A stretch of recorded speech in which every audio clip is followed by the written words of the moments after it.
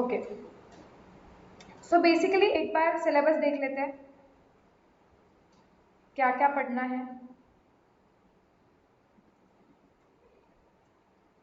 ये देखो इसे,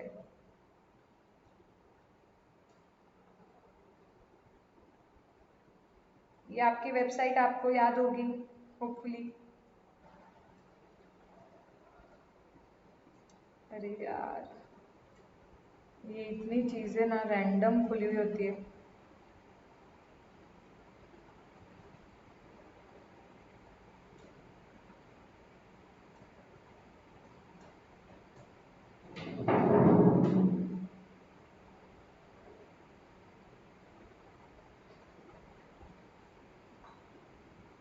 एक सेकेंड ना।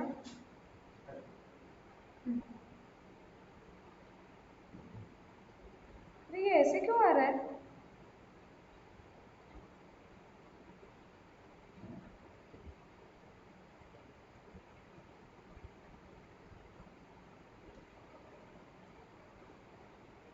क्यों भाई, हमें दिखाई नहीं दे रहा है बीओएस नॉलेज पोर्टल में। हाँ, मैं कुछ गलत क्लिक कर रही हूँ। Intermediate paper 1 accounting study material applicable for May 21 examination onwards, right. So see basically आपका जितना भी अकाउंट्स का सिलेबस है वो 3 मॉड्यूल्स में डिवाइडेड है, ठीक है। अगर मॉड्यूल 1 जो देखोगे आप, मॉड्यूल 1 में पूरा अकाउंटिंग स्टैंडर्ड्स कवर होते हैं। सो introduction to accounting standards basically concept क्या होता है, एक फ्रेमवर्क होता है for preparation of financial statements. वो फ्रेमवर्क क्या है वो समझेंगे हम। उसके बाद एप्लीकेबिलिटी ऑफ अकाउंटिंग स्टैंडर्ड्स, ये अकाउंटिंग स्टैंडर्ड्स किन किन को एप्लीकेबल होते हैं, okay. And overview of accounting standards, ये ओवरव्यू ऑफ अकाउंटिंग स्टैंडर्ड्स जो है तो ये सबसे बड़ा पार्ट है, मतलब इसमें एक एक इंडिविजुअल अकाउंटिंग स्टैंडर्ड्स हम देखते हैं। सो ये पूरा module 1 is dedicated to accounting standards. अभी ओवरव्यू ऑफ अकाउंटिंग स्टैंडर्ड्स में जब हम देखेंगे, डरो मत, अभी ये नहीं करने वाले तुरंत। If you see 1 2 3 10 11 12 13 16, okay. So basically 8 accounting standards आपके सिलेबस का हिस्सा है। उसमें से जो अकाउंटिंग स्टैंडर्ड 3 है, cash flow statement, and accounting standard 13 जो है, ये हम सेपरेटली यहाँ पे नहीं करने वाले। क्यों? क्योंकि इनके लिए डेडिकेटेड चैप्टर्स है। तो नीचे जब रिस्पेक्टिव मॉड्यूल में वो डेडिकेटेड चैप्टर आएगा, हम वो डेडिकेटेड चैप्टर कर लेंगे। सो यहाँ पे वो पढ़ने नहीं पड़ेंगे। सो वैसे देखा जाए तो जो थ्योरी वाइज कवर करना है हमें, वो 6 अकाउंटिंग स्टैंडर्ड्स है, जो कि बिल्कुल ज़्यादा नहीं है।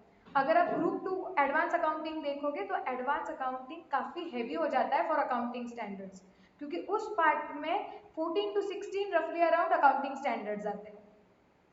तो दैट मतलब वो अकाउंटिंग स्टैंडर्ड वाला पार्ट बहुत हैवी है ग्रुप 2 में। Group 1 relatively very light. ना कितना इंपॉर्टेंस है ये मॉड्यूल 1 को,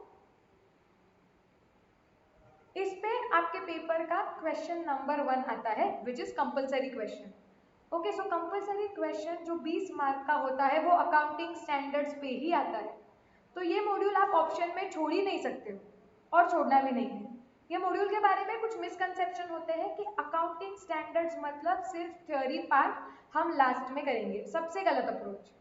अकाउंटिंग स्टैंडर्ड्स ये थ्योरी पार्ट है, मतलब यस वो रूल्स गाइडलाइंस बताता है कि अकाउंटिंग करना कैसे है, ट्रू। बट अकाउंटिंग करना कैसे है ये प्रैक्टिकल है, मतलब ये करना पड़ता है हमें। मेरे हिसाब से इस मॉड्यूल को अगर रेट करना हो तो इम्पोर्टेंस वाइज सबसे इम्पोर्टेंट मॉड्यूल है। And as a chartered accountant आपको या अकाउंट्स जब भी सीखते हो तो अकाउंटिंग स्टैंडर्ड्स बेस होते हैं। तो ये कंसेप्शंस निकाल दो कि थ्योरी वाला पार्ट है, बोरिंग वाला पार्ट है, ये बहुत लोग सुनाते हैं। लेकिन मैं पर्सनली बताती हूँ कि वैसे देखा जाए तो 6 ही स्टैंडर्ड्स पढ़ने जो इतने बड़े हैं नहीं। 20 मार्क्स का कंपलसरी क्वेश्चन आते हैं, इंटरेस्टिंग है और हाथ के मार्क्स है, ऑप्शन में तो छोड़ ही नहीं सकते। मॉड्यूल 2 ये पूरा डेडिकेटेड है कॉर्पोरेट अकाउंटिंग, कंपनीज के रिलेटेड है ये। सो इसमें क्या क्या कवर होता है कि कंपनीज के फाइनेंशियल स्टेटमेंट्स कैसे बनाने हैं, मतलब आपने फाउंडेशन लेवल पे सीखा था कि basically financial statements sole proprietor या पार्टनरशिप ऑर्गेनाइजेशन के कैसे बनाने हैं। सो उनका P&L बैलेंस शीट हमने देखा था, करेक्ट। लेकिन कंपनी का जो P&L और बैलेंस शीट होता है वो सोल प्रोप्राइटर और पार्टनरशिप जैसा नहीं होता है। सो कंपनी का P&L बैलेंस शीट कैसे बनता है, हमें कंपनीज के लिए और एक चीज बनानी पड़ती है which is cash flow statement. So unit 1 unit 2, तो ये मॉड्यूल में बेसिकली कुछ पार्ट में हम क्या सीखने वाले हैं, how to prepare financial statements of companies. Okay, उसके बाद और कुछ छोटे छोटे टॉपिक्स है जो कंपनीज से रिलेट करते हैं, जैसे बोनस शेयर्स और प्रेफरेंस शेयर्स। जैसे बोनस शेयर्स का अकाउंटिंग कैसे होता है, बोनस शेयर्स का मतलब क्या, राइट शेयर्स का मतलब क्या होता है उसका अकाउंटिंग, प्रेफरेंस शेयर्स को जब रिडीम करते हो तो उसका अकाउंटिंग कैसे होता है, जो डिबेंचर्स होते हैं आपने फाउंडेशन लेवल पे डिबेंचर्स को इशू करने का अकाउंटिंग देखा था, डिबेंचर्स को जब आप रिडीम करते हो तो उसका अकाउंटिंग कैसे होता है। और एक चैप्टर है विच इज प्री और सो इट इज प्रॉफिट और loss pre and post incorporation. तो कंपनी बनने के पहले, कंपनी बनने के बाद कुछ प्रॉफिट्स का डिवीजन होता है, वो क्या है वो देखेंगे। सो ये पूरा जो हमने अभी देखा ये कंपनीज के केस में एप्लीकेबल होता है, क्योंकि शेयर्स, डिबेंचर्स, उनका redemption, different types of shares, accounting, how to prepare financial statements of companies, ये सारा मॉड्यूल 2 कवर करता है। सो प्रैक्टिकल लाइफ के लिए ऑब्वियसली एक्सट्रीमली इंपॉर्टेंट। काफी बार जब आप आर्टिकलशिप के लिए जाओगे या सीए बनोगे तो आपका majority of your work would be surrounding to companies, ज्यादा करके हम सराउंडिंग मतलब ये कंपनीज को डील करते हैं। तो अगेन बहुत important practical point of view से। मॉड्यूल 3, मॉड्यूल 3 क्या करता है, डिफरेंट डिफरेंट टाइप्स के जो अलग ट्रांजैक्शंस होते हैं, सो कुछ स्पेशल टाइप के ट्रांजैक्शंस होते हैं उनके अकाउंटिंग से डील करता है। जैसे इन्वेस्टमेंट, तो अगर कोई इंडिविजुअल्स है, कोई कंपनीज है, अगर वो इन्वेस्ट करती, कोई भी बिजनेस है अगर वो इन्वेस्ट करता है तो इन्वेस्टमेंट का अकाउंटिंग कैसे करना। ओके, तो यहाँ पे ना मॉड्यूल 3 में कुछ भी कनेक्टेड नहीं है। मॉड्यूल 3 ने इंडिविजुअल टाइप के कुछ ट्रांजैक्शंस लिए हुए और उनके अकाउंटिंग के बारे में बात करते हैं, जैसे इन्वेस्टमेंट अकाउंटिंग, फिर इंश्योरेंस का अकाउंटिंग, ओके उसके बाद हायर परचेज ट्रांजैक्शंस करके कुछ होते हैं, इंस्टॉलमेंट्स करके कुछ ट्रांजैक्शंस होते हैं उसका अकाउंटिंग, उसके बाद ब्रांच, अपना हम सुनते हैं काफी बार वर्ड्स भी यूज करते हैं, अरे ये उस बिजनेस की ब्रांच है। तो अगर एक बिजनेस के मल्टीपल ब्रांचेस है तो उसका अकाउंटिंग कैसे करना, डिपार्टमेंट्स का अकाउंटिंग, ओके जैसे एक ऑर्गेनाइजेशन में मल्टीपल डिपार्टमेंट्स हो सकते हैं, वो उसका क्या करना, मतलब क्या कुछ ऐसा करना चाहिए कि कंपनी को बेनिफिशियल हो। So departmental accounting, accounts from incomplete records, अगर आपके पास आधी अधूरी इंफॉर्मेशन है, इसे आप सिंगल एंट्री भी बोलते हो जो आपने 12th में थोड़ा किया था, राइट। सो इनकम्प्लीट रिकॉर्ड्स अगर आपके पास अवेलेबल है, कोई भी सिनेरियो में हो सकते हैं, या तो बिजनेसमैन ने खुद आधे अधूरे रिकॉर्ड्स मेंटेन किए हैं, या एक सिनेरियो ले लो जैसे बिजनेस को आग लग गई और रिकॉर्ड्स बिजनेस के डिस्ट्रॉय हो गए, बस अभी आधे अधूरे रिकॉर्ड्स है हमारे पास। सो आधे अधूरे इनकम्प्लीट रिकॉर्ड से how to construct complete financial information, ये आता है आपके मॉड्यूल 3 में।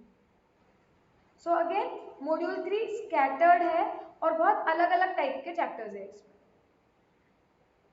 पर्सनल लेवल पे ग्रुप 1 का जो अकाउंट्स है वो रिलेटिवली लाइट है, अगर फाउंडेशन का बेस अच्छा रहा तो ये अच्छा जाता है, स्कोरिंग है। मॉड्यूल 3 अगर आप देखोगे तो काफी हेवी चैप्टर्स है इसमें, क्योंकि इसमें देखो 1 2 3 4 5 6 डिफरेंट चैप्टर्स, ओके तो मॉड्यूल 3 भी काफी इंपॉर्टेंट है, मॉड्यूल 2 भी काफी इंपॉर्टेंट है। ऑब्वियसली तीनों मॉड्यूल बहुत इंपॉर्टेंट है, लेकिन मुझे लगता है कि जो मॉड्यूल 2 है उसमें कुछ चैप्टर्स ना रिलेटिवली छोटे हैं तो लाइट हो जाता है मॉड्यूल 2 थोड़ा। मॉड्यूल 3 जो है ना ये हेवी है, क्योंकि उसमें ये जितने भी चैप्टर्स है एक तो सब अलग अलग है, ओके और मतलब बड़े भी है थोड़े। सो ये बेसिकली हमें पढ़ना है, ये हमारा अकाउंट्स का सिलेबस है। इससे रिलेटेड कुछ डाउट्स?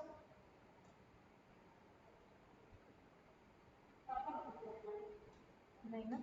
हाँ मतलब इसमें तो कुछ मैंने अभी ज़्यादा बताया ही नहीं है तो डाउट नहीं होगा। और हाँ मतलब बेसिक तो यही है और अकाउंट्स के बारे में कि ये हमेशा से सब्जेक्टिव ही रहा है, तो इसमें एमसीक्यू वगैरह का तो कोई सवाल ही नहीं आता है। इतना सॉल्व करने के लिए चीज़ें हैं तो एमसीक्यू तो है ही नहीं इसमें कुछ भी। ओके, हम स्टार्ट करेंगे आज डायरेक्टली मॉड्यूल 3 के एक टॉपिक से, which is chapter 9 investment accounts.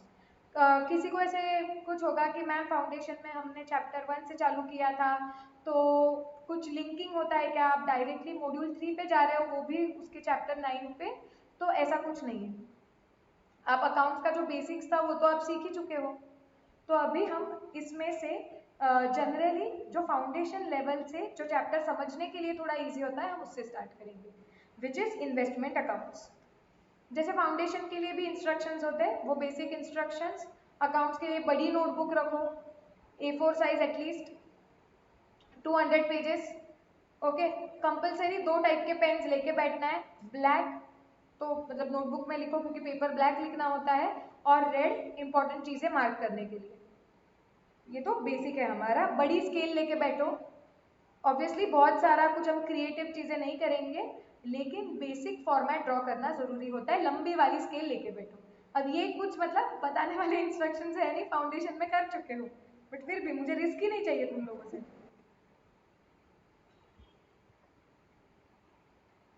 Altaf तूने बहुत इंपॉर्टेंट कंसेप्ट मिस कर लिया।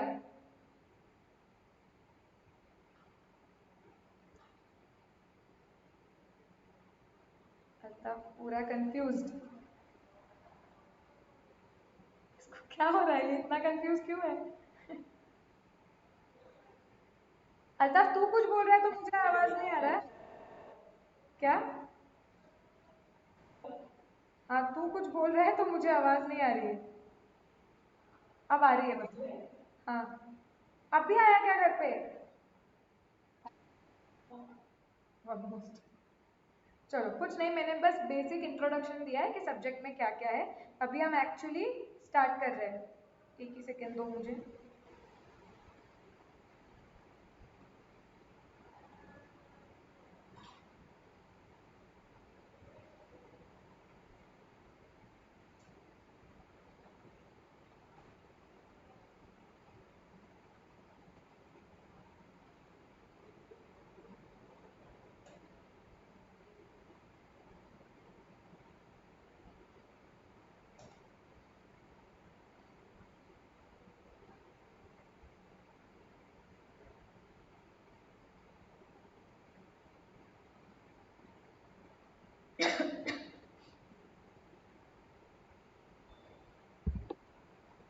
ओके,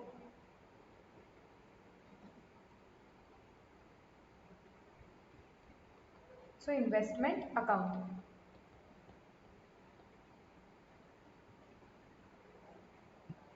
फाउंडेशन में हम बहुत सारी चीज़ें मतलब लिखते नहीं थे, सॉल्व तो सारी चीज़ें करते थे लेकिन इसमें ना बहुत सारी चीज़ें हम नोट्स भी लिखते हैं चैप्टर में, क्योंकि फिर वो याद नहीं रहता है रिवीजन करने के लिए। तो इसमें काफ़ी चार्ट्स भी बनेंगे, लिखेंगे, रिवीजन के लिए सॉल्व तो करेंगे। सो ये चैप्टर में सीखना क्या है?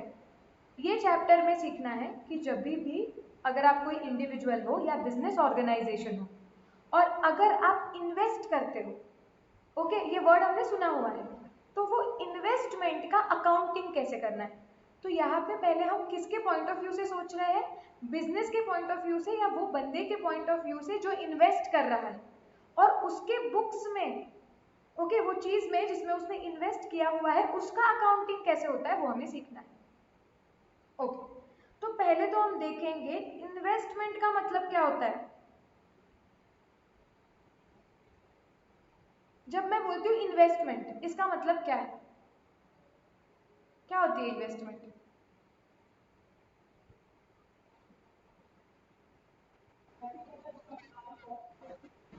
ऐसी एसेट जो हमें बाद में, अच्छा प्रॉफिट देगी, ओके। और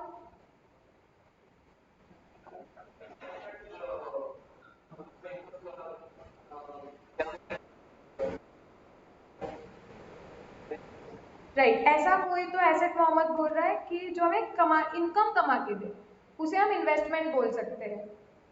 ओके, सलोनी बोल रही है मैम जहाँ पे हमारा पैसा ग्रो हो, ग्रोथ ऑफ मनी हो पाए। ओके, वैभवी बोलते हैं मतलब अपन कुछ तो इन्वेस्ट करते हैं वही। ओके एकदम रैंडम चीज आई है ये, कि हम कुछ तो इन्वेस्ट करते हैं वही। Okay, so basically technical terms में आपने जो लोग जो बोला है बस उससे एग्जैक्टली डेफिनेशन बताएं। सो investment is an asset, okay, which is held with the intention first of either earning income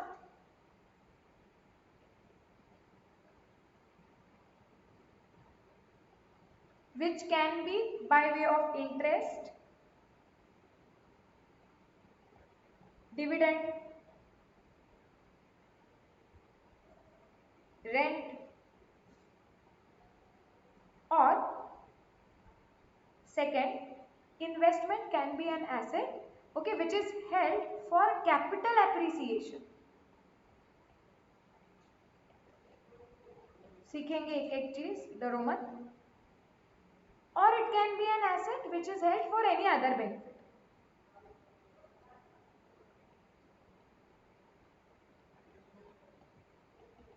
okay, देखते हैं इसको एक एक चीज को। तो अगर आप बिजनेस में कोई एसेट खरीदते हो और उसे पकड़ के रखते हो, होल्ड कर रहे हो आप वो एसेट को, क्यों? क्योंकि आपका इरादा है कि यार इसे होल्ड करने से ना या तो हमें इनकम मिलेगी। आपको उम्मीद है कि आप ये इन्वेस्टमेंट ये एसेट को क्यों होल्ड कर रहे हो? क्योंकि आपको इनकम, यू आर एक्सपेक्टिंग कि आप इनकम अर्न करोगे इससे। जैसे क्या?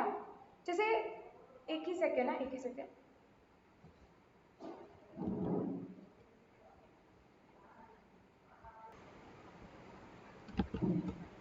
तो मेरे बैकग्राउंड में थोड़ा सा आवाज आ रहा था। हाँ, सो जब आप बिजनेस में कोई एसेट खरीद और, हाँ right, thank you Altaf. So business में अगर आप कोई एसेट खरीदते हो इस इंटेंशन से कि आपको पैसे कमाने हैं उससे, कैसे पैसे कमाने हो सकते हैं?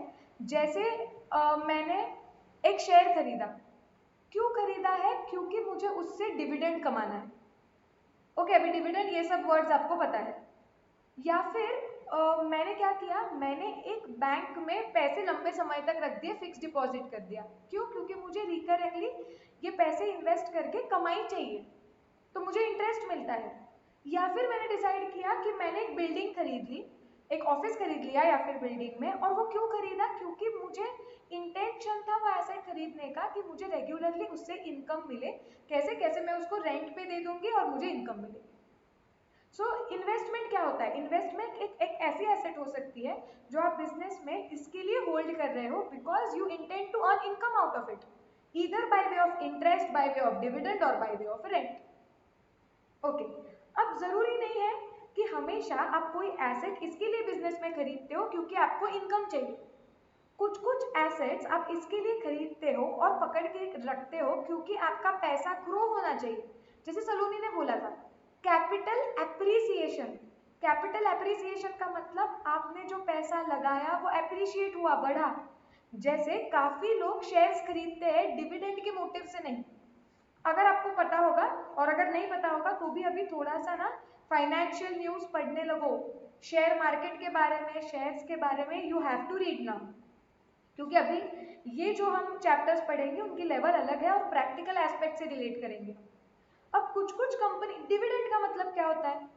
जब मैं एक कंपनी का शेयर खरीदा मैंने, मतलब मुझे ओनरशिप मिली वो कंपनी की, करेक्ट? जब मुझे वो कंपनी की ओनरशिप मिलती है तो टेक्निकली मेरा वो कंपनी के प्रॉफिट्स पे अधिकार होता है, राइट? लेकिन अगर कंपनी डिक्लेयर करती है, अगर कंपनी बोलती है कि हाँ हमने जो प्रॉफिट कमाया हुआ है वो हम बांटेंगे, तो उसे डिविडेंड बोला जाता है। लेकिन क्या ये कंपनीज के केस में कंपलसरी होता है क्या कि वो जितना भी प्रॉफिट कमाते हैं वो उन्होंने बांटना ही चाहिए?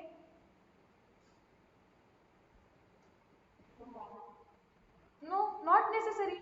कंपनी बिल्कुल ऐसे कर सकती है कि आपसे पैसे लिए, आपको कंपनी की ओनरशिप दी, कंपनी ने प्रॉफिट कमाया, वो प्रॉफिट बिजनेस में ही रखा।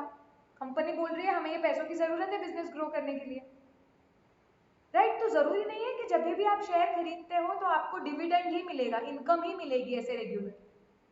तो फिर क्यों खरीदेंगे मैम शेयर? क्योंकि ऐसे होता है कि कुछ कंपनी के शेयर्स आप इस इरादे से खरीदते हो कि उसकी वैल्यू बढ़ेगी मार्केट में। जैसे आप एक एग्जांपल ले लो, जैसे मैंने खुद ने एसबीआई का शेयर खरीदा था, एसबीआई बैंक है, मैंने उसका शेयर खरीदा था, 1-1.5 साल पहले खरीदा था 288 रुपीज से। जैसे कपड़ों का मार्केट होता है, शेयर्स का भी मार्केट होता है, शेयर मार्केट। फाउंडेशन लेवल पे हम ये पढ़े हुए हैं इशू ऑफ शेयर्स के चैप्टर में। सो मैंने ये शेयर एसबीआई का क्यों खरीदा था?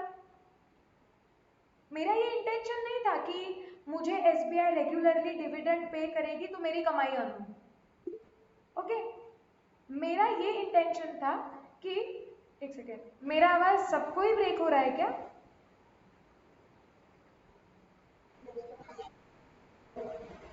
Yes, okay. अच्छा, वैभवी को नहीं हो रहा?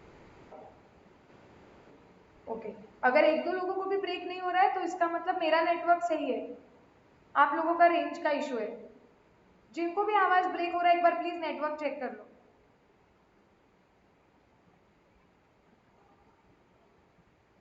ओके चलो। सो मैंने ये जो एसबीआई का शेयर खरीदा था, मुझे उम्मीद नहीं थी कि ये लोग बहुत सारा प्रॉफिट कुछ बांटेंगे, ज्यादा। लेकिन मेरी उम्मीद थी कि एक दिन, सिंस ये कंट्री की मेन बैंक है, ओके, इतनी बड़ी चेन है, इनको प्रॉफिट्स होगा, बिजनेस मॉडल इनका अच्छा लग रहा है, और एक दिन इनके एक शेयर की प्राइस बढ़ेगी। और आज आज अगर तुम देखोगे तो वो एसबीआई के एक शेयर की price it is somewhere ranging around 400 to 410। अब ये मैंने एसबीआई क्यों होल्ड करके रखा था? विद द इंटेंशन कि मैंने लगाया हुआ पैसा ग्रो होगा, दैट इज कैपिटल एप्रिसिएशन, तो उसे भी इन्वेस्टमेंट बोलते हैं। या फिर आप इन्वेस्टमेंट कर सकते हो ऑल टुगेदर कुछ अलग बेनिफिट मिलने के लिए। अब मुझे बताओ कि हमने ये तो बोल दिया कि हम कहीं पे तो एक एसेट खरीदते हैं ये उम्मीद से कि हमें रेगुलरली उससे इनकम मिले bye way of interest, dividend और रेंट, तो वो इन्वेस्टमेंट हो जाएगी। या फिर हमने कोई एसेट खरीदी ये इंटेंशन से कि हमारा लगाया हुआ पैसा ग्रो होगा, कैपिटल एप्रिसिएशन। ओके मैम, ये तो चीजें समझ गई।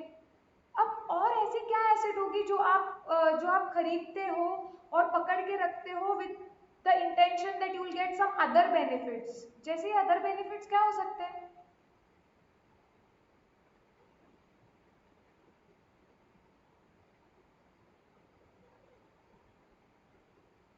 सोचो। यूजुअली हमें ये दो ही चीजें लगती है कि हम इन्वेस्टमेंट मतलब कोई एसेट खरीदते हैं या तो इनकम अर्न करने के लिए या तो पैसा ग्रो होने के लिए। और क्या बेनिफिट्स हो सकते हैं?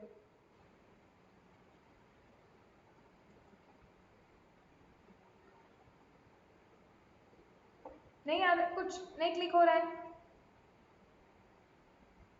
ओके, मैं बता, हाँ बताओ, किसी को बताना है? सॉरी सॉरी, किसके लिए? Government grant? नहीं, गवर्नमेंट ग्रांट का अभी नहीं है, वो इन्वेस्टमेंट कहाँ हुई, वो एसेट नहीं है ना, मतलब अभी। राइट, डेफिनेशन का ये नहीं भूलना है, investment is an asset which your organization is holding. Why? So in order to either get income or for capital appreciation or for other benefits, तो वो एसेट आप इसके लिए होल्ड करके रख रहे हो क्योंकि आपको कुछ अदर बेनिफिट्स की उम्मीद है अदर देन रेगुलर इनकम या पैसों का बढ़ना, कैपिटल एप्रिसिएशन। जैसे मैं आपको बोलती हूँ, समवेयर अराउंड शायद से 2010 में या 2013 में, एग्जैक्ट ईयर मुझे याद नहीं है, टाटा मोटर्स ने, एक इटली की कंपनी है, ओके, उसका एग्जैक्ट नाम मुझे याद नहीं आ रहा है, मैं बताती हूँ आपको, वो खरीदी थी। ओके, उसमें क्यों खरीदी? क्योंकि उनके बिजनेस में, हेल्प होगा इसलिए।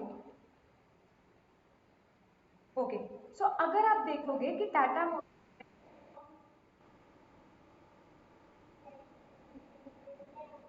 हाँ वैसे भी हो सकता है, लेकिन इसमें वो नहीं हुआ है। इस केस में क्या हुआ था कि टाटा मोटर्स ने ये एक इटालियन कंपनी खरीदी थी। कौन से इरादे से? तो इसके लिए उसने ये खरीदी नहीं थी, तो ये एसेट हो गई टाटा मोटर्स की, क्योंकि टाटा मोटर्स ने अगर ये इटालियन कंपनी खरीदी है मतलब उसके शेयर्स खरीदे हैं, ये एसेट हो गई। क्यों खरीदे ये शेयर्स? और आज तक आपको टाटा मोटर्स के बैलेंस शीट में ये कंपनी के शेयर्स दिखते हैं, सब्सिडियरी है वो। ये सब्सिडियरी वर्ड वगैरह सीखोगे आप, अभी बेसिक लेवल पे देखते हैं। आज तक आप,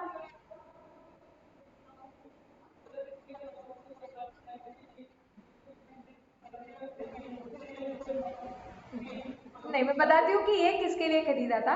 ये जो इटली की कंपनी है ना, वो काफी फेमस थी for automobile designing. So Tata Motors ने इनके शेयर्स इसके लिए खरीदे, ना कि उनको डिविडेंड चाहिए था, ना उनको इनकम चाहिए थी उससे रेगुलर बेसिस पे, ना कि इसके शेयर्स खरीदे तो आगे जाके बेच देंगे कैपिटल एप्रिसिएशन होगा, बल्कि इसके लिए खरीदे थे ये कंपनी के शेयर्स क्योंकि उन्हें चाहिए था कि ये जो कंपनी है, जो काफी माहिर है ऑटोमोबाइल डिजाइनिंग में, ओके, वो पूरा स्किल्स उनके कंपनी में आ सके और उनके बिजनेस को बेनिफिट हो सके। सो अदर बेनिफिट्स में ये एग्जाम्पल्स आ सकते हैं, जब कोई ऑर्गेनाइजेशन दूसरे ऑर्गेनाइजेशन को खरीदते हैं with the purpose what, with the sole purpose that it will benefit their existing business.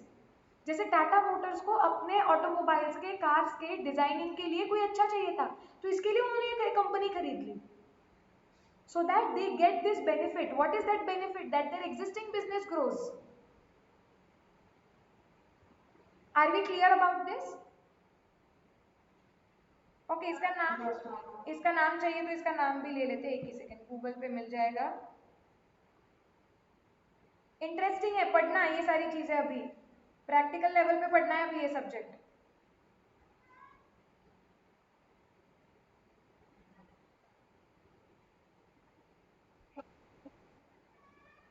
हाँ कुछ टी पर से ही है, ऐसा ही कुछ नाम है। हाँ, यस यस, वही वही कंपनी है।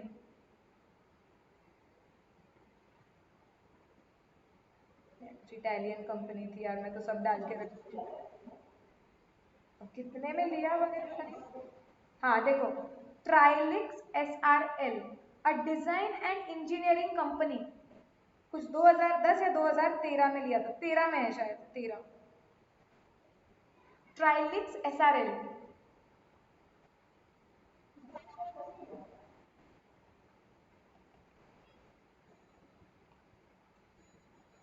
ओके, सो चलो, इन्वेस्टमेंट का मतलब क्या होता है एक बार रिवाइज करते हैं।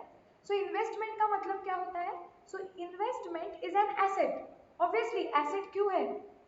क्योंकि एसेट, कोई भी चीज को आप एसेट तब बोलते हो जब आपके बिजनेस को एक्सपेक्ट है कि वो चीज से आपको फ्यूचर इकोनॉमिक बेनिफिट्स मिलेंगे। फाउंडेशन याद आया क्या? एसेट क्या होता है?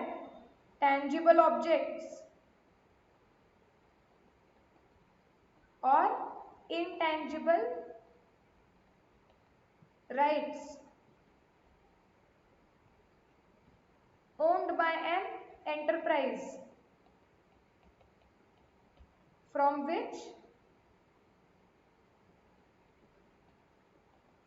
future economic benefits are expected। Asset का मतलब याद आ गया क्या सबको? कोई ऐसी चीज, भले वो टेंजिबल हो या इनटेंजिबल हो, जिससे ऑर्गेनाइजेशन को उम्मीद है कि आगे जाके पैसों से रिलेटेड फायदा हो। ओके, अब इन्वेस्टमेंट की डेफिनेशन पे आ जाते हैं। इन्वेस्टमेंट क्या होता है? So investment is an asset which is held by an enterprise, why? Either with the intention to earn income by way of interest, dividend or rent, or it is held with the intention of getting capital appreciation, उनका पैसा बढ़ना, or it is held in order to get some other benefits, that other benefits that can be that exist, that This investment is going to help their existing business. For example, when Tata Motors purchased shares of this Italian company, Trilux. So investment का मतलब absolutely clear है?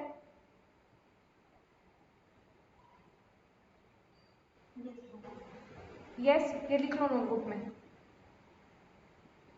ये chart draw कर लो.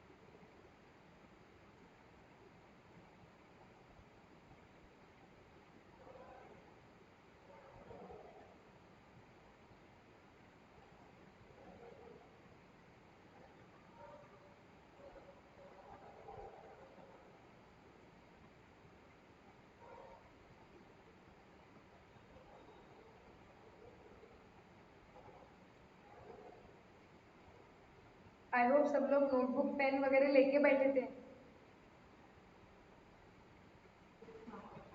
हाँ, श्रावणी का तो हो गया.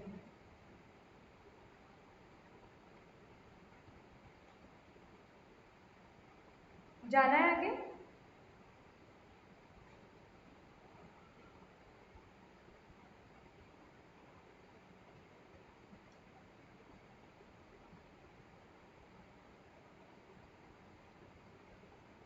विश्वजीत समझ रहा है?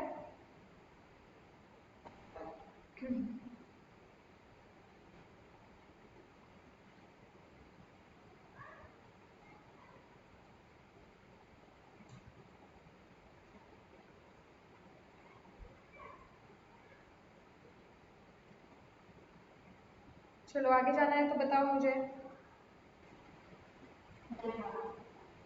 डन? ओके. ये देखो, क्विकली रिवाइज कर लेते हैं. यहाँ पे जो था कि इंट्रोडक्शन में ही था कि इन्वेस्टमेंट्स क्या है. Investments are assets held by an enterprise for earning income by way of dividends, interest and rentals, for capital appreciation or for other benefits to the investing enterprise. Okay. अब ये हम जितने भी इन्वेस्टमेंट्स करते हैं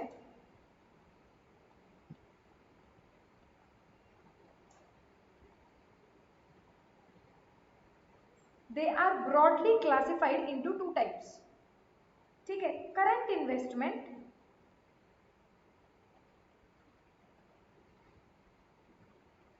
and long term investments.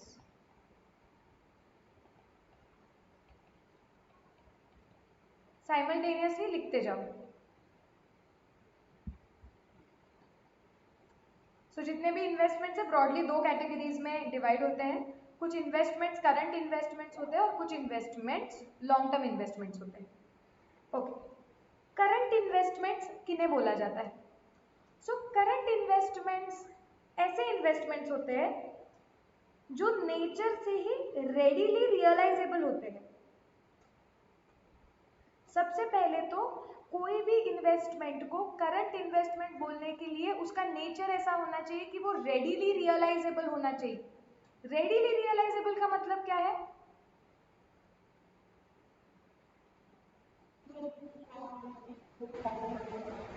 Right. सो कोई भी investment को करंट इन्वेस्टमेंट बोलने के लिए सबसे पहले तो वो रेडीली रियलाइजेबल होनी चाहिए. रियलाइजेबल मतलब इजीली वो कैश में कन्वर्ट हो सकती है, तुरंत बेच सकते हो, ऐसे उसका नेचर होना चाहिए. जरूरी नहीं है कि तुरंत बेचने ही निकल गए आप लोग, बट वो ऐसी होनी चाहिए जो रेडीली रियलाइजेबल है. आपको आपका जब इरादा होगा कि हमें उसको बेचना है तो आप उसको बेच पाओगे, क्योंकि it is readily realisable. Readily liquidate कर सकते हो, रेडीली कन्वर्ट कर सकते हो कैश में.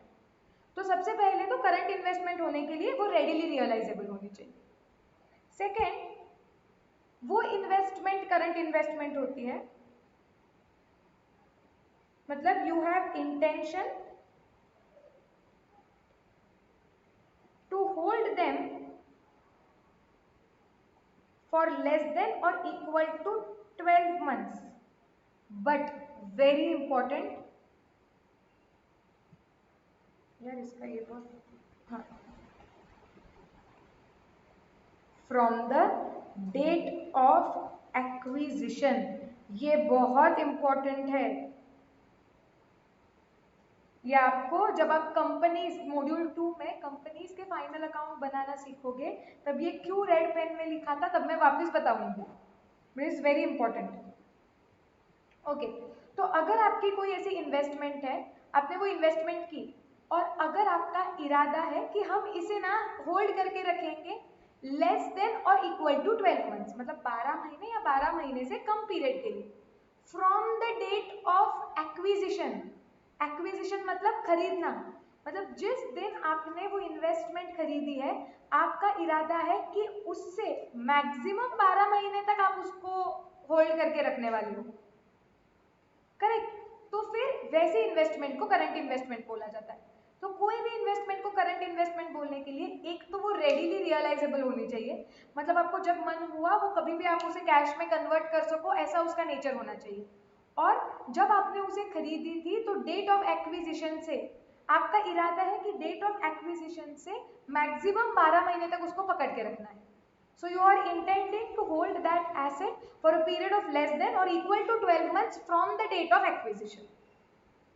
Are we clear? तो ही उसे करंट इन्वेस्टमेंट बोलेंगे। Yes, no? Yes, okay. अब चलो एक एग्जाम्पल लेते हैं, ये मत लिखो इधर, मैं नीचे लिखती हूँ।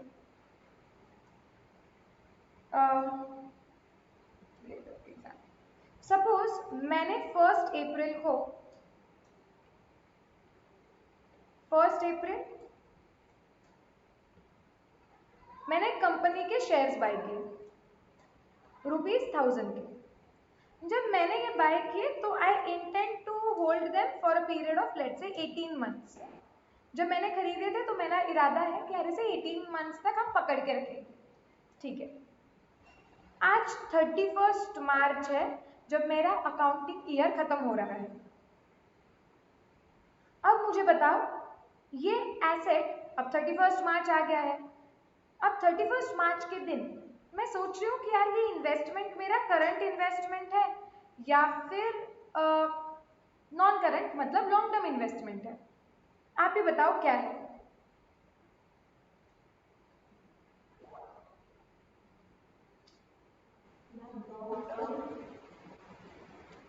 ओके, क्यों लॉन्ग टर्म है?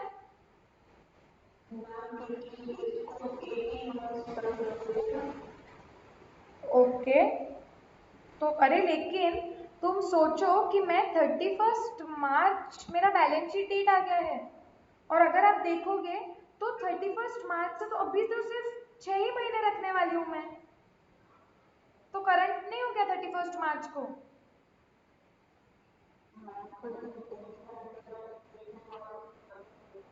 हाँ, मैं भी वही बोल रही हूँ, इंटेंशन 18 मंथ्स रखने का ही है, करेक्ट। सी, अगर आप लोगों को याद होगा तो फाउंडेशन लेवल पे हमने क्या बोला था कि हम बैलेंस शीट बनाते हैं, बराबर, और जिस दिन हम बैलेंस शीट बनाते हैं उस दिन हमारे पास कितने एसेट्स है उसकी हम लिस्ट बनाते हैं, और वो जितने भी एसेट्स हैं उन्हें हम क्लासिफाई करते हैं नॉन करंट और करंट में, करेक्ट है क्या ये?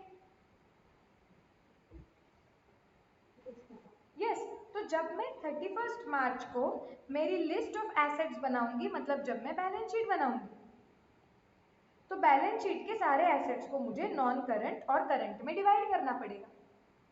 और जब हम इन्हें इस टाइम पे एसेट्स को करंट या नॉन करंट में डिवाइड करते हैं तो हम क्या सीखते हैं कि बैलेंस शीट डेट से जो एसेट्स हमारे पास रहने वाली है, ओके, अगले 1 साल से ज्यादा पीरियड तक, तो वो नॉन करंट हो गई। ओके। और अगर कोई एसेट बैलेंस शीट डेट से अगले 12 महीने तक ही हमारे पास रहने वाली है तो वो करंट हो गई। यस और नो, ये सीखे थे या नहीं बताओ मुझे। यस, मुझसे ही पढ़े थे, याद आ रहा है क्या? वापस मैं एक बार रिपीट करती हूँ, फाउंडेशन में हमने क्या पढ़ा था कि जब भी हम बैलेंस शीट बनाते हैं और बैलेंस शीट में एसेट्स की लिस्ट बनाते हैं तो हम वो सारे एसेट्स को करंट या नॉन करंट में डिवाइड करते हैं। एकदम स्टार्टिंग के फाउंडेशन के लेक्चर्स याद करोगे तो हमने चार्ट बनाया था एक कि एसेट्स को डिवाइड किया था करंट एसेट्स और नॉन करंट एसेट्स में। और तब हमने क्या बोला था वहां पे कि अगर जब हम बैलेंस शीट बनाते हैं अगर कोई एसेट बैलेंस शीट डेट से अगले 12 महीने के अंदर अंदर हम बेच देंगे, वो बिजनेस में नहीं रहने वाली है हमारी, तो वो करंट एसेट हो गई क्योंकि वो थोड़े ही दिनों के लिए हमारे बिजनेस में रहने वाली है। लेकिन अगर कोई एसेट हमारे पास बैलेंस शीट डेट से 1 साल से ज्यादा पीरियड तक रहने वाली है तो वो नॉन करंट एसेट हो गई। अब जब मैंने ये शेयर्स खरीदे हैं 1 अप्रैल को, मेरा इरादा है कि मैं इन्हें 18 महीने बाद बेच दूंगी। 18 महीने कब खत्म होंगे मुझे बताओ? सितंबर में। Suppose this is 1 April 2019, this is 31 मार्च 2020। तो मैंने अगर 1 अप्रैल 2019 को शेयर्स खरीदे हैं तो मैं 18 मंथ्स बाद उन्हें बेचने वाली हूँ। मतलब 18 मंथ्स कब खत्म होंगे? सितंबर, सितंबर 20 में। अब मुझे बताओ अगर वो सितंबर 20 में खत्म होंगे, मैं 31 मार्च को खड़ी हूँ, 31 मार्च को मुझे दिख रहा है अच्छा मेरे पास शेयर्स है, ये शेयर्स मेरे पास कब तक रहने वाले हैं? सितंबर तक, अगले 6 महीने तक। तो ये करंट हुआ या नॉन करंट हुआ?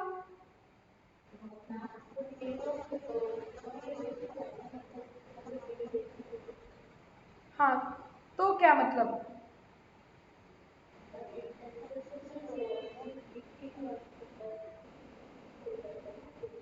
लेकिन हमने तो सीखा है ना कि बैलेंस शीट डेट से अगर कोई भी एसेट अगले एक 12 महीने के पीरियड के अंदर अंदर बेच दोगे तो वो करंट हो जाएगी।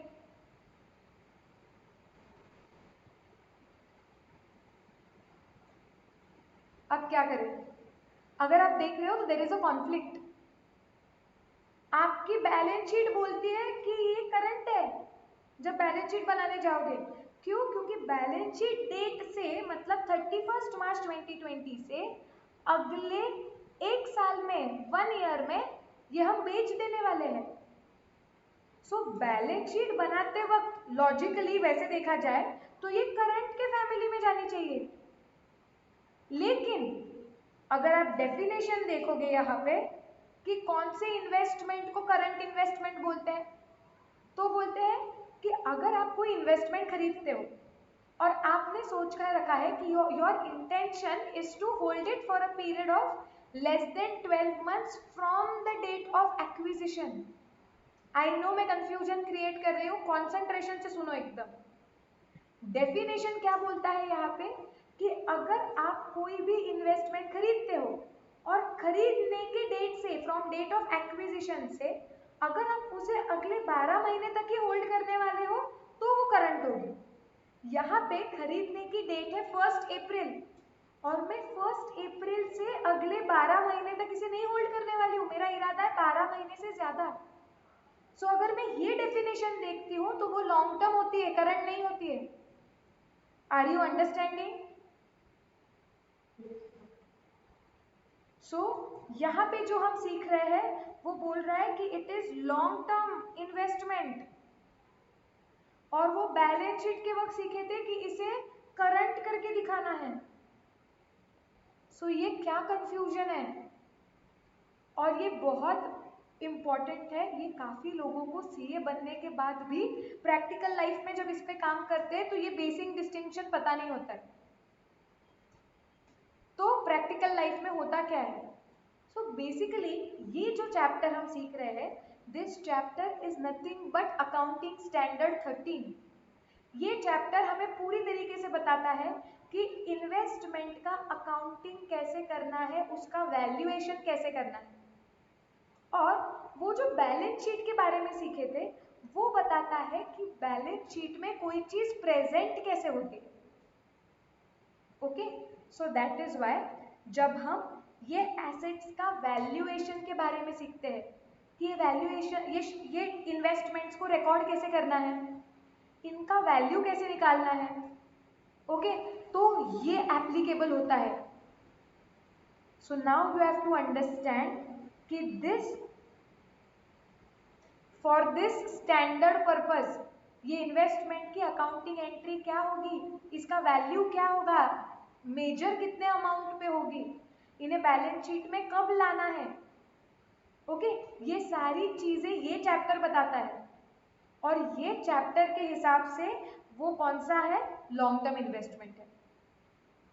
Are we absolutely clear? Okay, अभी भी थोड़ा कंफ्यूजन है, लेकिन जब उसका प्रेजेंटेशन होगा बैलेंस शीट में, तो वो प्रेजेंटेशन पर्पस के लिए हम बैलेंस शीट जो बोलता है वो देखेंगे। लेकिन अभी हम प्रेजेंटेशन की बात नहीं कर रहे हैं, we are talking about the accounting of this investments, we are talking about valuation of this investments, and for that it has to be treated as long term investment. उसका वैल्यू डिसाइड करने के लिए, उसकी entry decide करने के लिए आपको ये चैप्टर के पास आना होगा, और ये चैप्टर बोलता है कि वो लॉन्ग टर्म इन्वेस्टमेंट है, तो इसे लॉन्ग टर्म इन्वेस्टमेंट के हिसाब से इसकी वैल्यू निकालनी होगी। हाँ, उसे बैलेंस शीट में प्रेजेंट कैसे करना है वो बैलेंस शीट बताता है। तो जब हम कंपनीज की बैलेंस शीट सीखेंगे तब हम देखेंगे कि इसे प्रेजेंट कौन से कैटेगरी में किया जाएगा, करंट में या नॉन करंट में। बट मैंने आपको ये क्यों बताया, क्योंकि आपके दिमाग में वो एक चीज होती है कि मैम 31 मार्च से आगे सितंबर में तो बिक जाएगी, तो ये करंट हो गई। हमें वो बैलेंस शीट के हिसाब से, वो जो हमने सीखा था कि अगर कोई एसेट बैलेंस शीट से अगले 12 महीने तक ही आपके पास रहती है तो वो करंट, वरना non current. This is for how the assets are to be presented in the balance sheet. Okay, here we are talking about वो इन्वेस्टमेंट्स का अकाउंटिंग, रिकॉर्डिंग, रिकॉग्निशन, मेजरमेंट, और उसके लिए ये चैप्टर के हिसाब से वो जो डेफिनेशन में बैठती है वैसे उसकी वैल्यू डिसाइड करनी पड़ेगी। इस चैप्टर में बैलेंस शीट के प्रेजेंटेशन के हिसाब से वो करंट है या non current, that is not to be seen, ये नहीं देखना है। जब इसे बैलेंस शीट में प्रेजेंट करना होगा तो बैलेंस शीट में प्रेजेंटेशन करते वक्त जो रूल्स होते हैं कंपनी के केस में वो देखेंगे मॉड्यूल 2 में। यहाँ पे वो लॉजिक अप्लाई नहीं करना है, ये बहुत बड़ा एक्सीडेंट स्पॉट होता है, ये समझता ही नहीं है काफी लोगों को प्रैक्टिकली।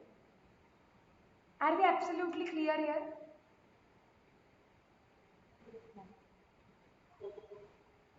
यस, यहाँ पे हमें क्या मैटर करता है, हमें स्ट्रिक्टली इन्वेस्टमेंट करंट है या लॉन्ग टर्म है, ये इसी क्राइटेरिया के बेसिस पे डिसाइड करना है।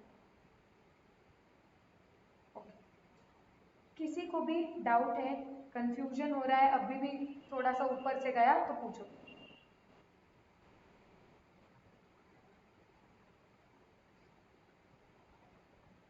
नो?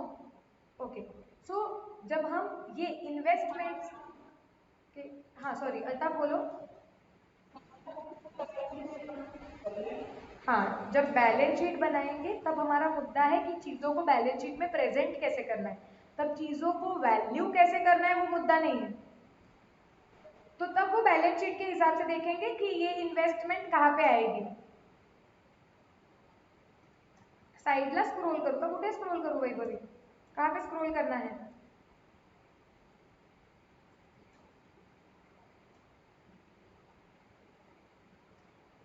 ओके, ऊपर का रह गया है, ये देखो। सो क्विकली हम एक बार रिवाइज करते हैं कि इन्वेस्टमेंट्स को दो कैटेगरीज में डिवाइड किया जाता है, current investments and long term investment. कोई भी इन्वेस्टमेंट को करंट इन्वेस्टमेंट कब बोला जाता है, जब first by nature it is readily realisable and the organisation has intention to hold that investment for a period of less than or equal to 12 months from the date of acquisition. सो अगर acquisition date से, जिस दिन आपने उसे खरीदा है, अगर आपका इरादा है कि वो एसेट को उससे, वो डेट से 12 महीने तक ही पकड़ के रखना है, ओके, लेस देन और इक्वल टू 12 मंथ्स, तो वो करंट इन्वेस्टमेंट है। आई होप ये आपको एब्सोल्युटली क्लियर है।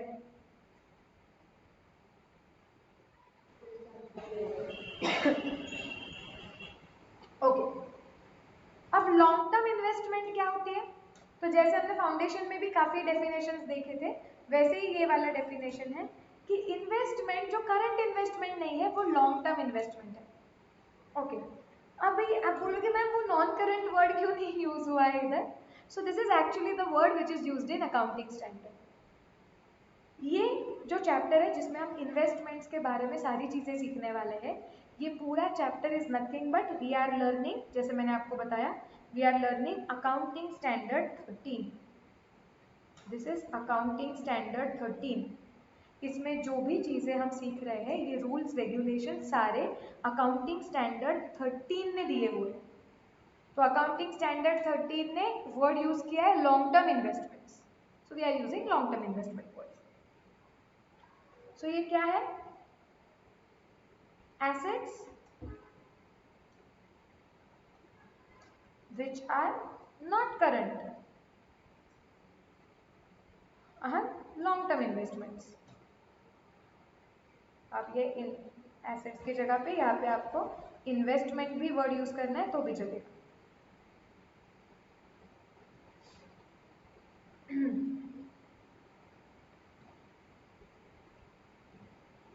कोई भी पॉइंट पे हेवी हो तो मुझे बता देना, क्योंकि इनिशियली ये चैप्टर पे हम है, ऐसा वर्ड ही है कि बहुत सारी चीजें ये चैप्टर में आप नई नई सीखोगे, तो कुछ चीज जब ऊपर जाने लगे मुझे बता देना, ऊपर से जाने लगे।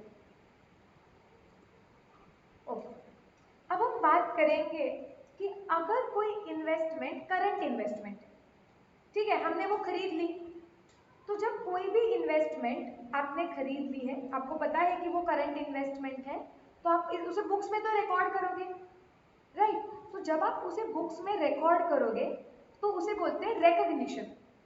हम उसे बुक्स में रिकॉर्ड कर रहे हैं, मतलब वो रिकॉग्नाइज कर रहे हैं हम उसे बुक्स में। तो रिकॉग्निशन करते वक्त उसकी वैल्यू कितनी मतलब हमने कौन से वैल्यू पे उसे रिकॉग्नाइज करना चाहिए? सो अगर आपकी करंट इन्वेस्टमेंट है तो इनिशियल रिकॉग्निशन का मतलब होता है कि वो चीज जब आप आपके बुक्स ऑफ अकाउंट्स में पहली बार रिकॉर्ड कर रहे हो, ओके, तो वो कौन से वैल्यू पे रिकॉर्ड होनी चाहिए? तो वो रिकॉर्ड होनी चाहिए कॉस्ट पे। ओके, सो इनिशियल रिकॉग्निशन मतलब मैंने वो एसेट खरीदी, वो इन्वेस्टमेंट खरीदी, उसे मैंने बुक्स में पहली बार रिकॉर्ड किया, एंट्री हो गई investment accounts debit. Initial recognition के टाइम पे एंट्री क्या होगी ये सीख चुके हो, investment account debit to bank account, let's say. लेकिन जब आप कोई भी इन्वेस्टमेंट को पहली बार आपके बुक्स में रिकॉर्ड करते हो तो वो कौन से वैल्यू पे रिकॉर्ड होनी चाहिए? So the standard says initial recognition should be at cost. ठीक, ओके। अब जितना इजी अकाउंट्स लग रहा था फाउंडेशन लेवल पे, अब ये थोड़े लॉ जैसे रूप दिखाने लगेगा कि कैसे हर एक चीज का मीनिंग देखते थे, इस चीज का मीनिंग क्या है, उस चीज का मीनिंग क्या है, ऐसे लॉ में देखते थे, वैसे अभी अकाउंट्स में भी हर एक वर्ड जो देखते हैं ना उसका मीनिंग क्या है देखना पड़ेगा। तो अभी क्या करोगे, ये जो आप लिख रहे हो जहाँ पे, ये पेज छोड़ दो, go to the next page.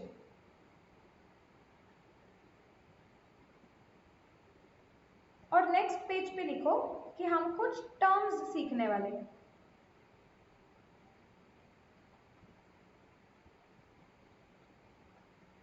वो टर्म्स क्या है? Cost, fair value, market value.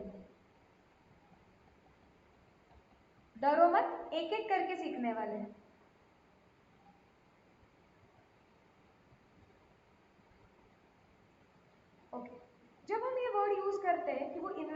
आपने खरीदी है वो कॉस्ट पे रिकॉर्ड होनी चाहिए। तो कॉस्ट जब मैं बोलती हूँ आपके दिमाग में क्या क्लिक होता है? कॉस्ट मतलब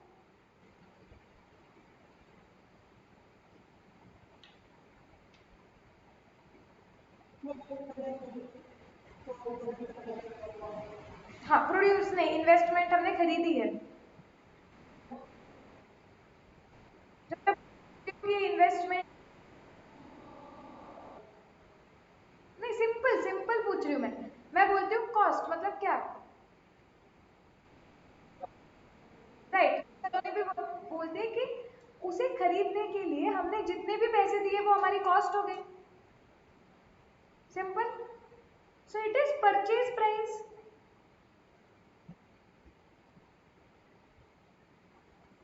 राइट, बट यहाँ पे और एक चीज याद रखनी है, कॉस्ट ऑल्सो इंक्लूड्स जितने वो इन्वेस्टमेंट जितने की हमें मिली, वो इन्वेस्टमेंट खरीदने के लिए हमने जो पैसे दिए परचेज प्राइस वो तो कॉस्ट है ही हमारी, बट ये भी ध्यान रखना है it also includes acquisition costs.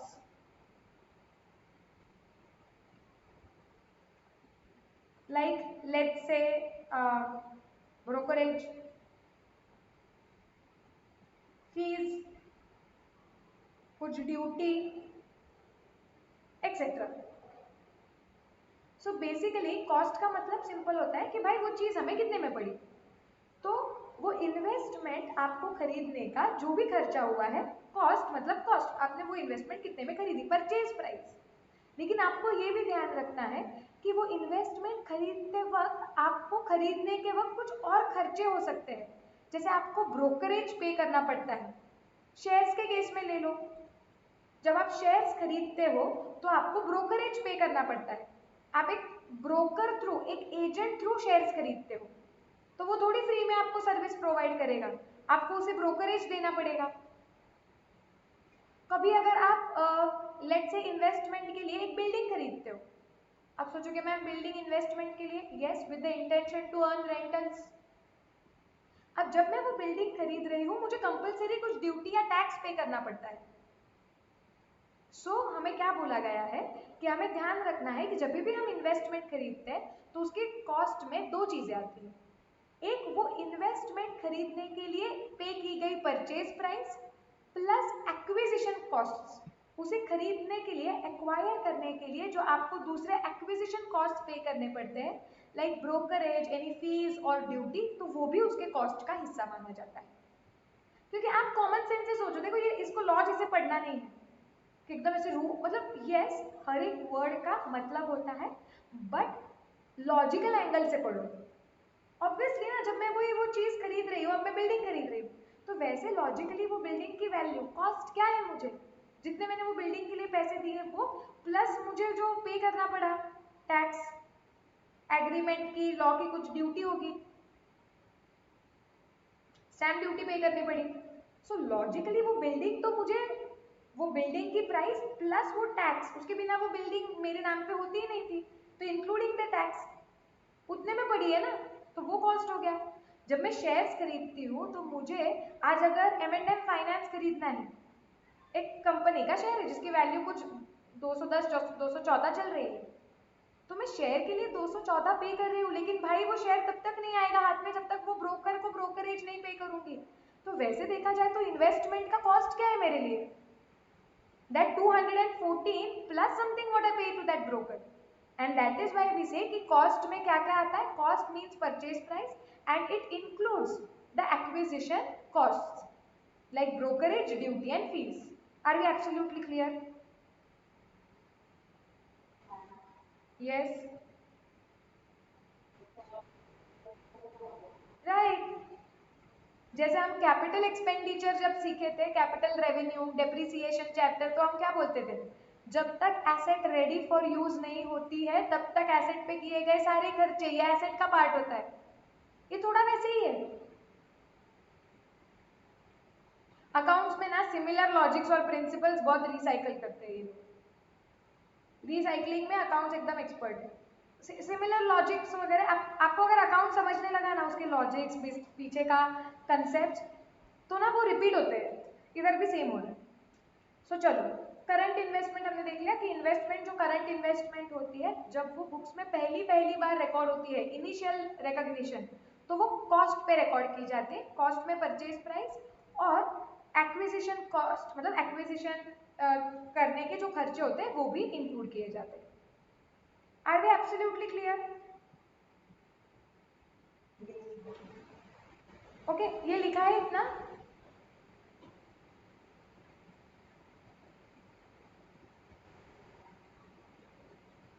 Everybody else so गए क्या? यस, हो ना इधर मानसिक रूप से? यस। हेवी हो गया क्या लेक्चर सुबह से बहुत सारे? ये ऐसे ही होने वाले, दिन भर तुम पढ़ोगे दूसरे सब्जेक्ट्स, शाम को ऐसे डल होके आओगे मेरे पास, कुछ बोलोगे नहीं। और बोलो रे।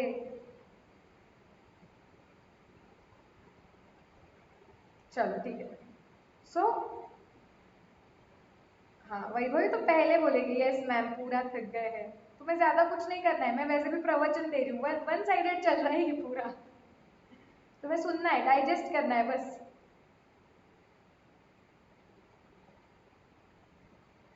Okay.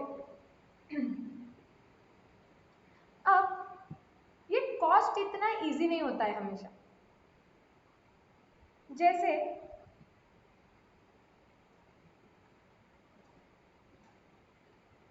Modes of acquisition,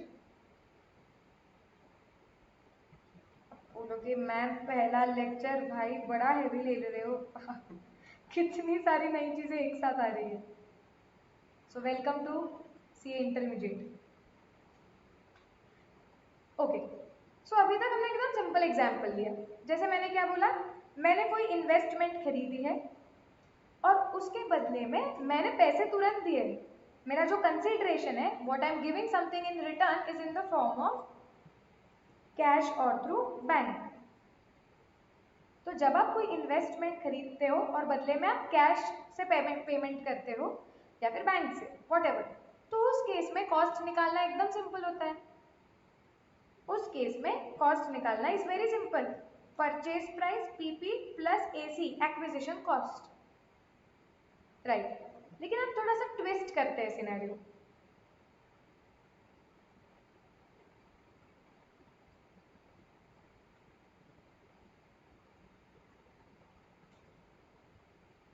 okay, मैंने एक बिल्डिंग खरीदी, ओके, और मैंने एज कंसिडरेशन कैश या बैंक थ्रू पैसे, मतलब मॉनेटरी पैसे नहीं दिए हैं। मैंने उनको बोला कि देखो मुझे ये बिल्डिंग खरीदनी है, बदले में मैं आपको मेरे कंपनी के शेयर्स देती हूँ। ठीक है, हो सकता है ये, क्यों नहीं हो सकता है, बिल्कुल हो सकता है। और आप जब आर्टिकलशिप में बाहर जाओगे वर्ल्ड में या जॉब करने के लिए जाओगे, ये ऐसे वाले ट्रांजैक्शन ना जिसमें आप कुछ चीज खरीद रहे हो और बदले में कंपनी के शेयर्स वगैरह देते हो, ये तो और एक्स्ट्रा भी आपको दिखेंगे। क्यों? क्योंकि जनरली ना स्टार्टअप्स का ऐसा मोड होता है ऑफ पेमेंट। जो स्टार्टअप होती है, नए नए बिजनेसेस जो आते हैं, उनके पास काफी बार इतने पैसे नहीं होते, फंड्स नहीं होते कि हर चीज के लिए वो एक्चुअल कैश या बैंक थ्रू पैसा दे। तो वो क्या बोलते हैं कि देखो हमारी आइडिया बहुत जबरदस्त है, आज नहीं तो कल हमारा फ्लिपकार्ट बनेगा, हमारे शेयर की वैल्यू एकदम बढ़ेगी, तो आप हमें बिल्डिंग दे दो, हम बदले में हमारे शेयर्स देते हैं आपको। और क्या होगा, थोड़े साल अगर आप हमारे शेयर्स होल्ड करके रखोगे ना, तो ये बिल्डिंग की जो वैल्यू है इससे बहुत ज्यादा गुना आपको पैसे मिलेंगे, क्योंकि हमारी स्टार्टअप एकदम यूनिकॉर्न हो जाएगी।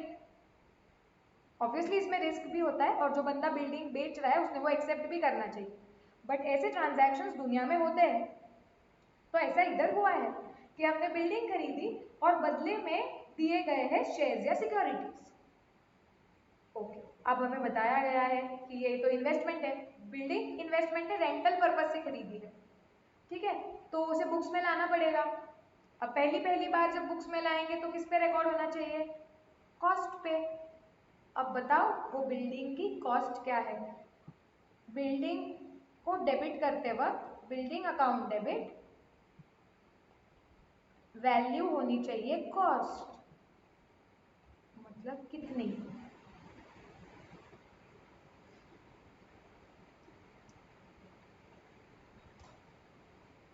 कैसे निकालेंगे कॉस्ट इस केस में? कॉमन सेंस लगाओ, आप उस कंपनी के अकाउंटेंट हो। क्या? हाँ मैंने शेयर्स दिए, बट कौन सा अमाउंट? Face value. देखो मैंने शेयर्स दिए हैं, तुम मुझे बताओ कि क्या करूं मैं, क्या करूं, क्या वैल्यू आएगी बिल्डिंग?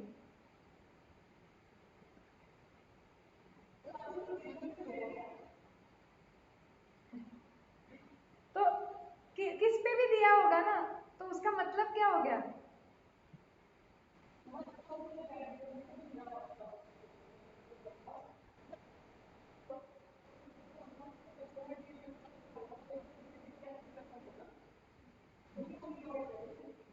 हाँ हम तो नहीं, ऐसे भी हो रहा है ना कि मैंने बिल्डिंग खरीदा है, मुझे वो बिल्डिंग का ही कॉस्ट निकालना है ना अल्ताफ। मैंने उसको शेयर्स में पेमेंट किया है। हाँ ठीक है, चलो एक तरीका वो हो गया कि आप बोलोगे कि मैम वो बिल्डिंग की जो भी वैल्यू ड्यू होती होगी, शायद से हमने शेयर्स में उतना ही पैसा दिया होगा, तो वो बिल्डिंग की वैल्यू जो हमने डिसाइड की है वो कॉस्ट है।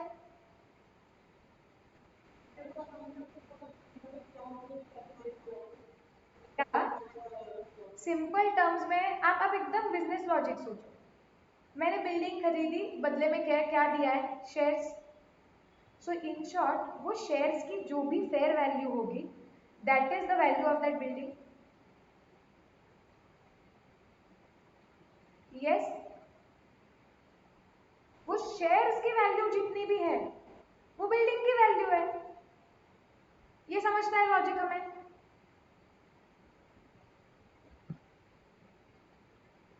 यस नो, बाकी के सब लोग बोलो जल्दी।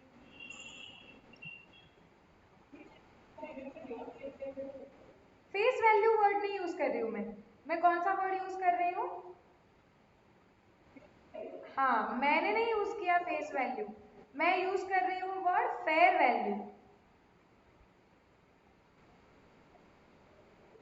तो हम बोलेंगे कि बिल्डिंग रिकॉर्ड होगा at the fair value. Yes yes, देखेंगे Saloni difference. At fair value of दो शेयर्स और securities.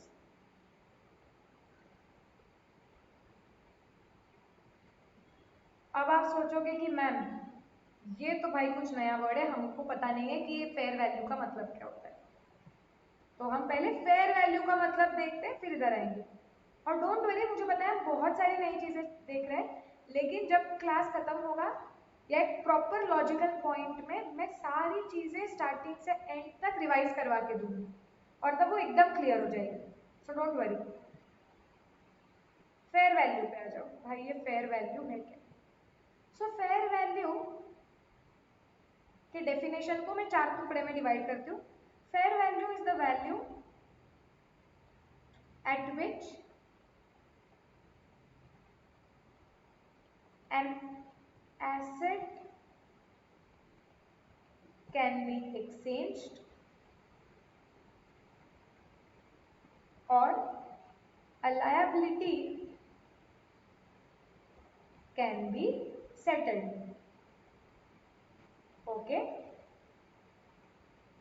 Between knowledgeable and willing, मेरे साथ लिखने लगो, buyer and knowledgeable and willing seller. एक सेकेंड,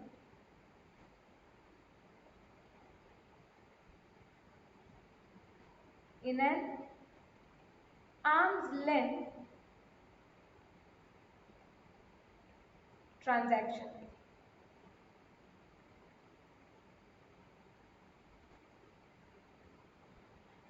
डरो मत, करूंगी मैं एक्सप्लेन। ये डेफिनेशन ट्रस्ट में आपको, अगर कभी अकाउंट्स में आपका इंटरेस्ट है और करियर करोगे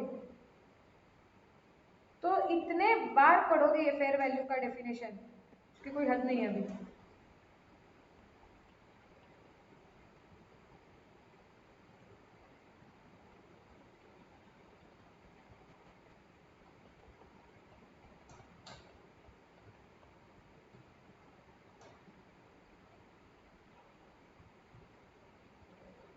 और ये जो मोड्स ऑफ एक्विजिशन है वो कॉस्ट के पार्ट के नीचे लिखना है।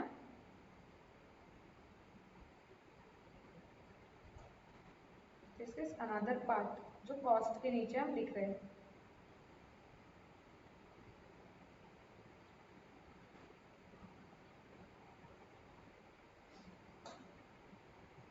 लिख के हो गया तो बताओ, फिर देखते हैं डेफिनेशन को।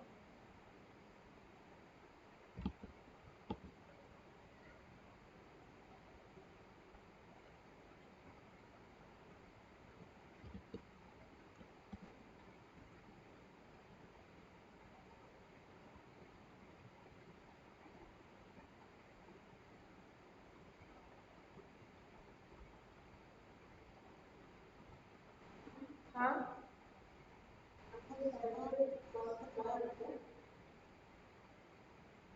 नहीं, ये कॉस्ट तो अलग ही चीज है, फेयर वैल्यू के डेफिनेशन में वो लाओ ही मत।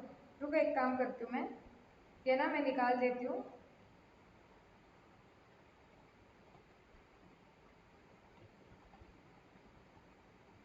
कंफ्यूजन ही ना हो, मैं इसको वापस लिख दूंगी नीचे, ये कॉस्ट के नीचे लिखना है।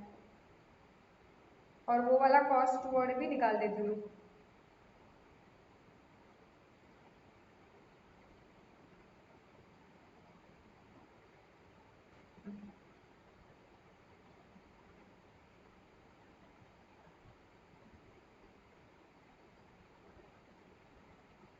लिख के हो गया।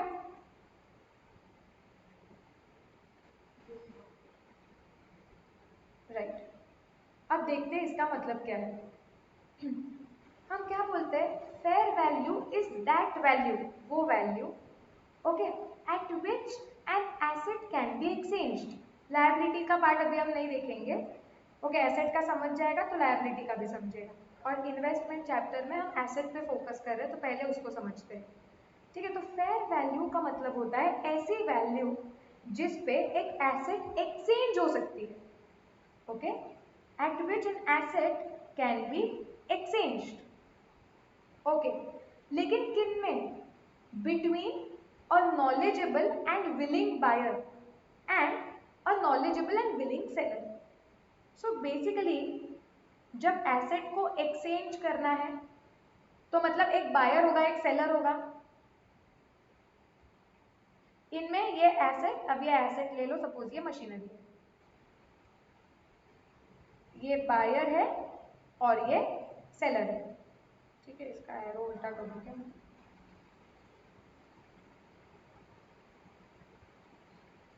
सो बायर है और सेलर है, उनके बीच में एक एसेट एक्सचेंज हो रही है। तो ये एसेट जो वैल्यू पे एक्सचेंज हो रही है उसे फेयर वैल्यू बोलेंगे। अगर ये जो आपका बायर है वो कैसा होना चाहिए, नॉलेजेबल एंड विलिंग, मतलब उसको पता होना चाहिए कि वो जो एसेट खरीद रहा है दुनिया में उसकी वैल्यू क्या है, उसका वर्थ क्या है, एंड ऊपर से ही is willing to buy the asset.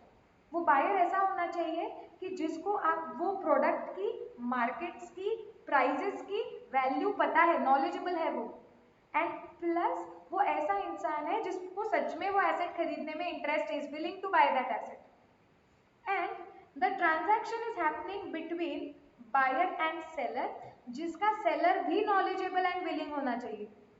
Seller भी कैसे होना चाहिए, दुनियादारी की उसको पता है, मार्केट के बारे में पता है, जो एसेट बेच रहा है उसका नॉलेज है उसको, and he is willing, yes he wants to sell this asset, okay. So जब कोई एसेट दो लोगों के बीच में एक्सचेंज होती है और वो लोग ऐसे चाहिए कि जिन्हें नॉलेज है वो एसेट का, वो मार्केट का, उसके कंडीशन का, उसके प्राइस का, they are willing to go ahead with this transaction. तो वैसे ट्रांजैक्शन की जो प्राइस होती है उसे फेयर वैल्यू बोल सकते हैं। लेकिन और एक कंडीशन है, वो जो ट्रांजैक्शन है, ये जो ट्रांजैक्शन हो रहा है वो आर्म्स लेंथ पे होना चाहिए। आर्म्स लेंथ का मतलब क्या होता है, आर्म्स लेंथ का मतलब कि आपके कोई भी रिलेशंस, फीलिंग्स का इम्पैक्ट ये ट्रांजैक्शन पे नहीं हो रहा है। This transaction is free from biasness. दोनों जो लोग हैं they are being treated as equal, where both the people are only talking about buying and selling, और हर बंदे को अपना फायदा दिख रहा है। यहाँ पे उनका कोई भी प्रीवियस रिलेशन या एग्जिस्टिंग रिलेशन कुछ भी दोनों के बीच में ऐसा नहीं है जिसका इम्पैक्ट हो रहा है ये प्राइस पे। जैसे हम एक एग्जाम्पल लेते हैं, सी मल्टीपल एग्जाम्पल्स लेंगे तो आपको फेयर वैल्यू समझेगी। सपोज लेट्स से एक बंदा है यूएस से, वो आया है पुणे में, ठीक है, और वो पुणे में लेट्स से एयरपोर्ट पे आया और उसको जाना था, उसको किसी ने बोला था शनिवार वाड़ा देखना चाहिए, तो वो बोल रहा है पुणे पे रिक्शा पकड़ रहा है वो, और वो बोल रहा है कि मुझे ना शनिवार वाड़ा जाना है। तो बंदे ने बोला अभी रिक्शा वाला है, वो उसको पता है कि भाई ये तो फॉरेन से आया हुआ है, इसको कुछ पता नहीं है, तो उसने बोला हाँ ठीक है ना, मैं लेके जाऊंगा आपको शनिवार वाड़ा यहाँ से, तो उसके पैसे लगेंगे 1000 रुपए। तो मुझे बताओ, डू यू थिंक कि ये जो जर्नी है कि एयरपोर्ट से शनिवार वाड़ा जाना, इसकी मैं बोलूंगी कि ये जर्नी के लिए जो पैसे आपको लगते हैं, the fair value of it is 1000। Will you agree?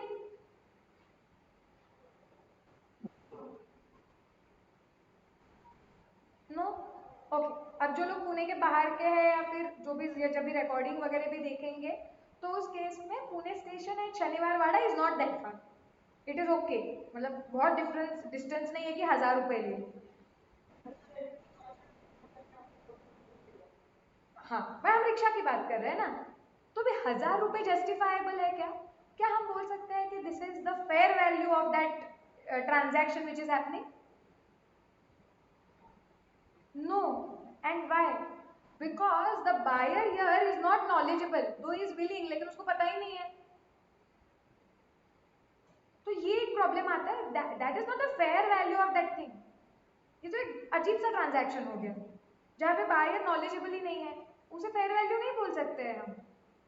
अब मुझे बताओ कि अम, मैं हूँ और सपोज मेरा भाई है, ठीक है, अब मैंने ना आईफोन खरीदा था, मैंने हार्डली उसे 2 महीने के लिए यूज किया, मैंने खरीदा था उसे 90,000 में,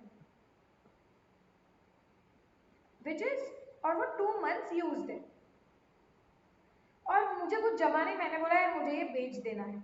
तो मेरे भाई ने क्या बोला, उसे काफी आईफोन का क्रेज है, उसने बोला यार मैं ही खरीद लेता हूँ, तू बेच रही है तो मैं ही खरीद लेता हूँ। अब मैंने सोचा कि यार भाई के पास से क्या पैसे लेने, मैंने बोला अरे अच्छा ही, अगर तुझे यूज करना है तो तू कर ले। बोलते नहीं नहीं यार थोड़े पैसे ले ले तू। तो मैंने बोला ठीक है भाई, तू ऐसे ही बोलने के लिए मैंने बोल दिया कि 5000। मैंने बोला यार 5000 ही दे दे तू मुझे इस चीज के, चल। तो मुझे बताओ कि क्या आप ये ट्रांजैक्शन से डिटरमाइन करोगे कि the value of iPhone which is 2 months used is 5000 rupees? Is this the fair value of that iPhone? No. Why? Because the transaction is not happening at arm's length. मतलब दोनों parties को equally माना नहीं जा रहा है, यहाँ पे कुछ तो उनके बीच का रिलेशनशिप है जो इम्पैक्ट कर रहा है वो ट्रांजैक्शन को। आर्म्स लेंथ मतलब कोई भी दूसरी चीज ऐसी नहीं होनी चाहिए जो इम्पैक्ट कर रही है वो ट्रांजैक्शन को, like relationship between two people. Are we clear? So इसके लिए बोलते हैं कि फेयर वैल्यू कब होती है, कब हम बोलते हैं, अगर आपको बोलना निकालनी है कोई चीज की फेयर वैल्यू, कि एक आईफोन की फेयर वैल्यू कितनी है, अगर आपको निकालनी है तो आप एक ऐसा ट्रांजैक्शन ढूंढो जिसमें बायर और सेलर दोनों नॉलेजेबल है और विलिंग है, and the transaction is happening at arms length. इसका मतलब दोनों लोग जो है वो एक प्रूडेंट रैशनल, बायर सोच रहा है कि मेरा सबसे ज्यादा मेरा फायदा होना चाहिए, बायर अपना फायदा देख रहा है कि चीज कैसे सस्ते से सस्ते में मिले, और सेलर भी अपना फायदा देख रहा है, कमर्शियल लॉजिक लगा रहे हैं दोनों। सेलर बोल रहा है मुझे ये चीज सबसे ज्यादा हाईएस्ट कितना मैं ट्राई कर सकता हूँ उतना सेलिंग प्राइस हो, और फिर जब दोनों अपना फायदा देख रहे हैं, they are in arm's length, they are in actual commercial sense में वो ट्रांजैक्शन हो रहा है। और ऐसे ट्रांजैक्शन में जो एक्सचेंज होता है, जो प्राइस पे होता है, that price is treated as, और it is known as fair value. Now are we absolutely clear about concept of fair value?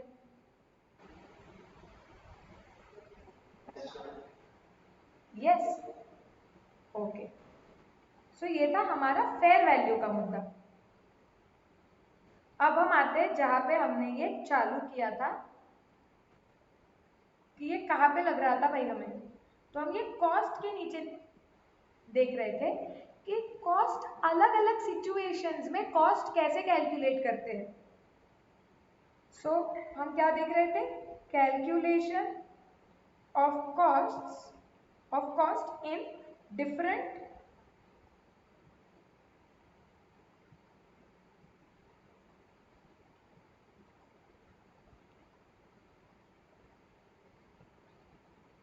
Scenarios. और क्या थे वो डिफरेंट सिनेरियोज,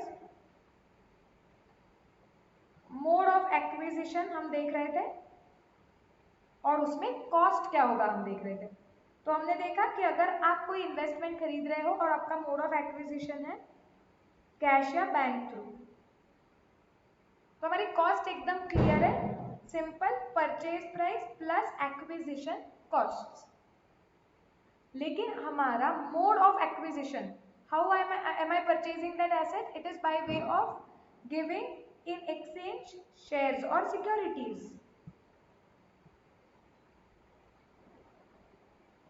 तो फिर वो इन्वेस्टमेंट की कॉस्ट क्या होगी, तो वो इन्वेस्टमेंट की कॉस्ट होगी फेयर वैल्यू ऑफ सिक्योरिटीज। जो शेयर्स मैंने दिए हैं या जो सिक्योरिटीज मैंने दी है वो शेयर्स की जो फेयर वैल्यू है, ओके, वो हो गई मेरे इन्वेस्टमेंट की कॉस्ट। कि वो शेयर्स की एक्चुअली दुनिया में आर्म्स लेंथ ट्रांजैक्शन में नॉलेजेबल विलिंग बायर सेलर के बीच में वो जो शेयर की वैल्यू है वो वैल्यू है मेरी बिल्डिंग की, that is the cost of my investment. And now ma'am what is the difference between fair value and face value. Face value होता है कि जब वो शेयर को पहली बार हमने लाइक क्रिएट किया था, या जब हमने बोला कि हमारे कंपनी का एक शेयर है, तो ओरिजिनली जब हम हमारे कंपनी का एक शेयर की वैल्यू डिसाइड कर रहे थे तो हमने बोला ओरिजिनली ये शेयर की वैल्यू 10 रुपए होगी, that is face value, which is that is the original value of share.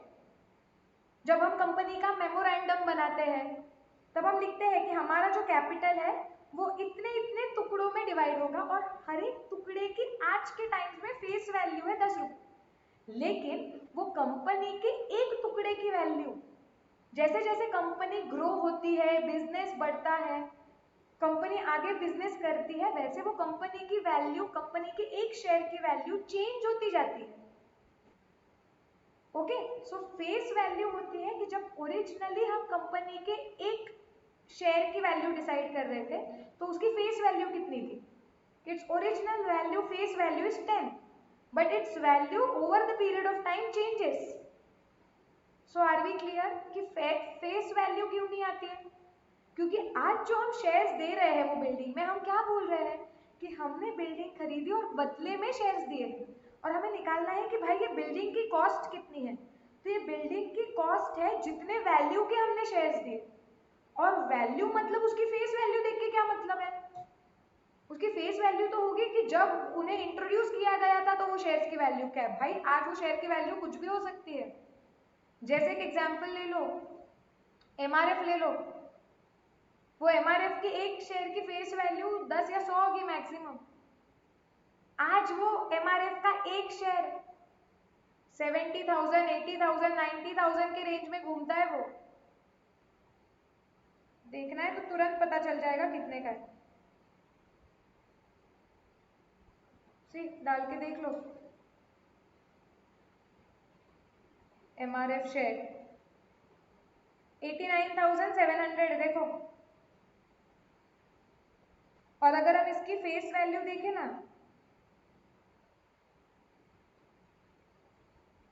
Directly कहीं पे दिया नहीं, वो तो बहुत साइट्स पे भी मिल जाती है, लेकिन यहाँ पे मैं डाल के देखती हूँ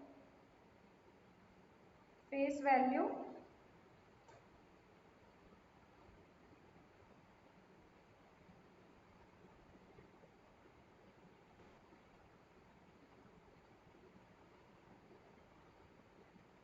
यूजुअली मनी कंट्रोल ये वेबसाइट है जहाँ पे आपको शेयर्स के डिटेल्स बहुत इजीली मिल जाते हैं। यहाँ पे कहीं तो होगा।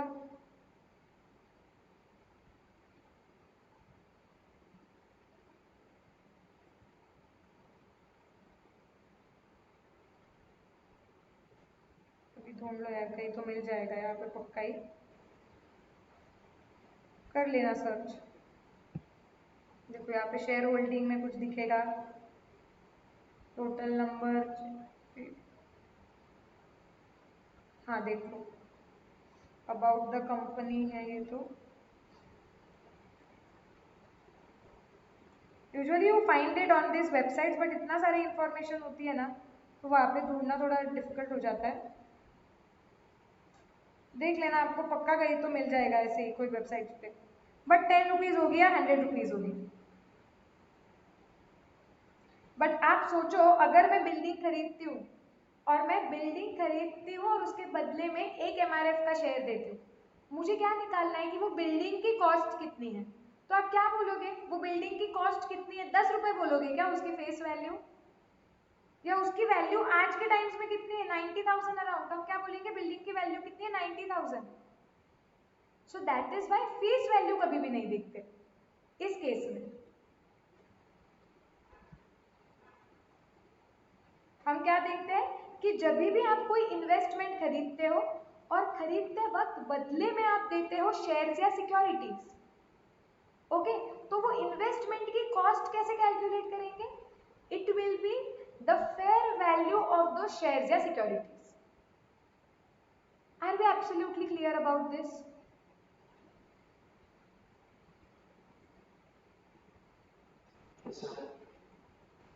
पक्का सबको समझ में आ रहा है? Yes, okay. आप इस पे ही देखते हैं आपका अकाउंटिंग कितना अच्छा है, फाउंडेशन का थोड़ा सा नॉलेज चेक करते हैं। एक इलस्ट्रेशन बनाते हैं, चलो।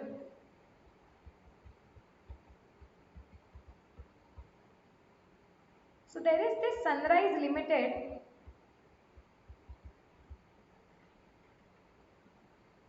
It purchases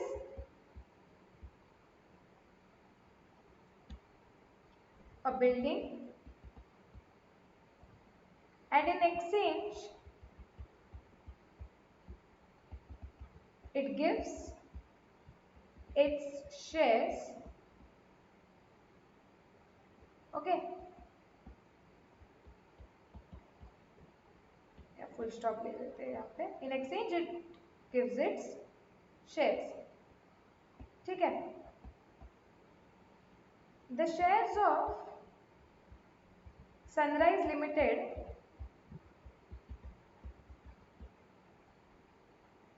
are quoted on stock exchange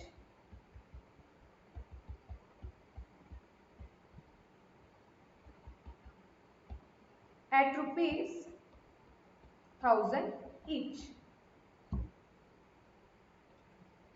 Face value of share is 900, sorry, is 100 and company issues, simplicity purpose के लिए ले रही हूं मैं ये, चलो थोड़ा सा अगर करना ही है तो company issues let's say 5,000 shares as consideration.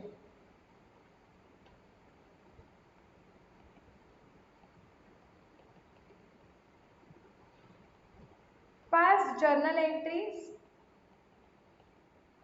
in the books of Sunrise Limited. क्या हुआ है पहले पढ़ो। सनराइज लिमिटेड ने परचेज की है एक building, in exchange it gives its shares, ठीक है। The shares of Sunrise Limited are quoted, quoted मतलब वो स्टॉक एक्सचेंज पे आपको कितने वैल्यू पे मिलते हैं, quoted on stock exchange at ₹1,000 each, okay. Face value of the share is ₹100 and company issues 5,000 shares as consideration. How will you record this transaction in the books of Sunrise Limited?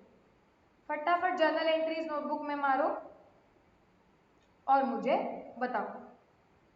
ये foundation का जो concept सीखे हो foundation में वो, plus अभी जो हमने सीखा इसका कॉम्बिनेशन।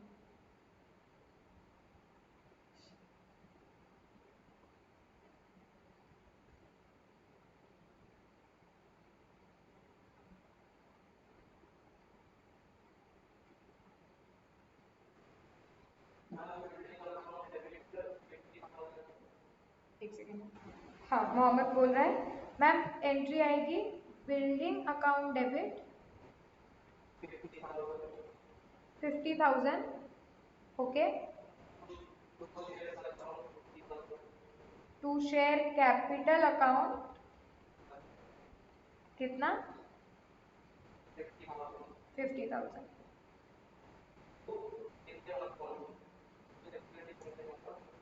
टू सिक्योरिटीज प्रीमियम कितना? 50,000। मुझे बताओ आपकी एंट्री टैली हो रही है क्या?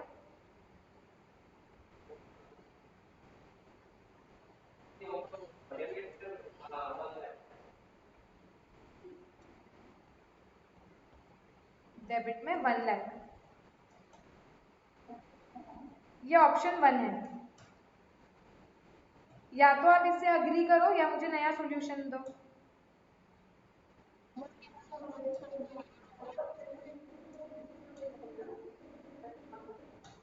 नहीं नहीं, एक सेकेंड अल्ताफ, तुम्हारा ऑप्शन बताओ, क्या बोल रहे हो?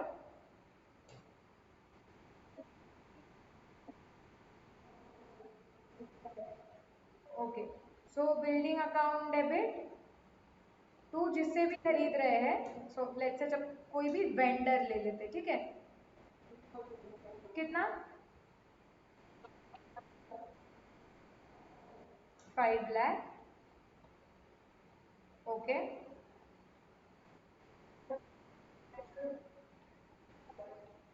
Vendor to share capital 5 lakh. Okay, ये ऑप्शन 2 है। Face value is 100। हाँ, ये फेस वैल्यू है 100।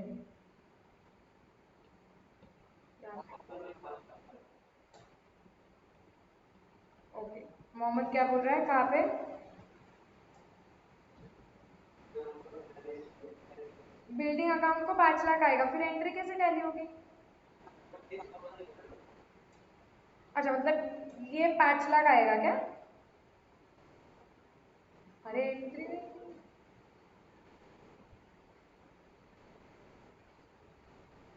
और किसी को ट्राई करना है?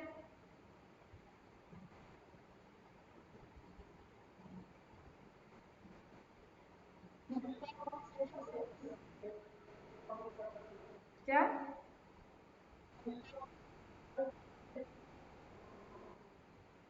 मैंने आपको क्वेश्चन दिया हुआ है और मैंने जो अभी प्रिंसिपल्स यूज किए तब मैंने बताया हुआ है, अभी आप आपके सभी मैं एक्सप्लेन करूंगी, डोंट वरी। किसको ट्राई करना है और?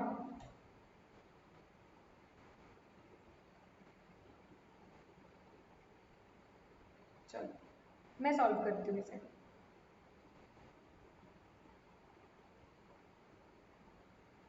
ये अच्छा वाला कुछ कलर चाहिए मुझे।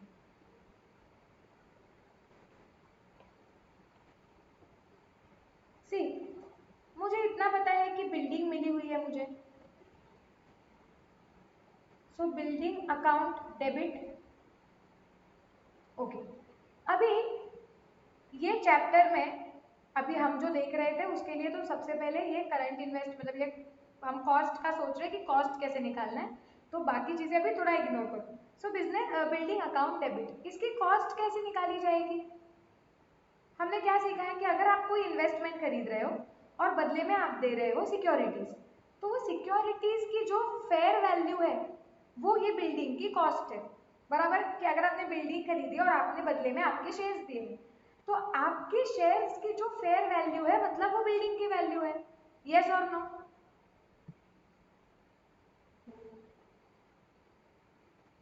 बोलो। तो हमने कितने शेयर्स दिए हुए हैं?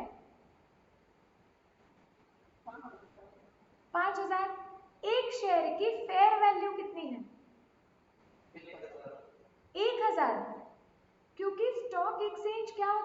पे चीजें बेची जाती है, खरीदी जाती है। नॉलेजेबल विलिंग बायर सेलर, उनको पता भी नहीं होता है बायर सेलर कौन है। तो उसका मतलब मेरे एक शेयर की वैल्यू, आज किसी को भी मेरा एक शेयर खरीदना होगा तो 1000 रुपए देने पड़ेंगे, तो मेरे एक शेयर की वैल्यू 1000 है। और अगर मैं 5000 शेयर सामने वाले को दे रही हूँ बिल्डिंग खरीदने के लिए, सो इन शॉर्ट व्हाट इज, वो बिल्डिंग मुझे कितने में मिल रही है? 5000 शेयर्स जिनकी वैल्यू है 1000। सो बिल्डिंग की वैल्यू, कॉस्ट कितनी हो रही है मेरे लिए?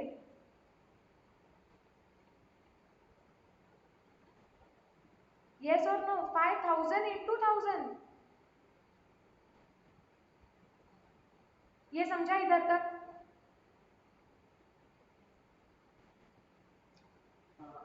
यस। अब बदले में हम क्या, अपने शेयर्स हम कभी भी होल्ड नहीं करके रख सकते अल्ताफ, खुद के शेयर्स कभी भी बाय नहीं कर सकते। सीखोगे तुम ये इन्वेस्टमेंट चैप्टर्स में, इसमें आएगा, सारी चीजें आएगी। क्या?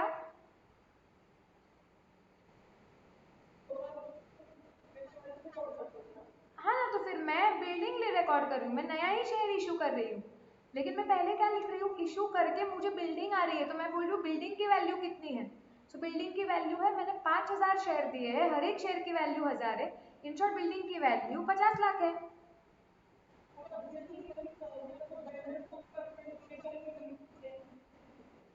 हाँ, मतलब अगर आपको ऐसे एंट्री मारनी है तो आप पहले मारो बिल्डिंग टू वेंडर, और फिर वेंडर टू कुछ मारो, अल्टीमेटली अकाउंट तो कैंसिल ही हो जाता है ना।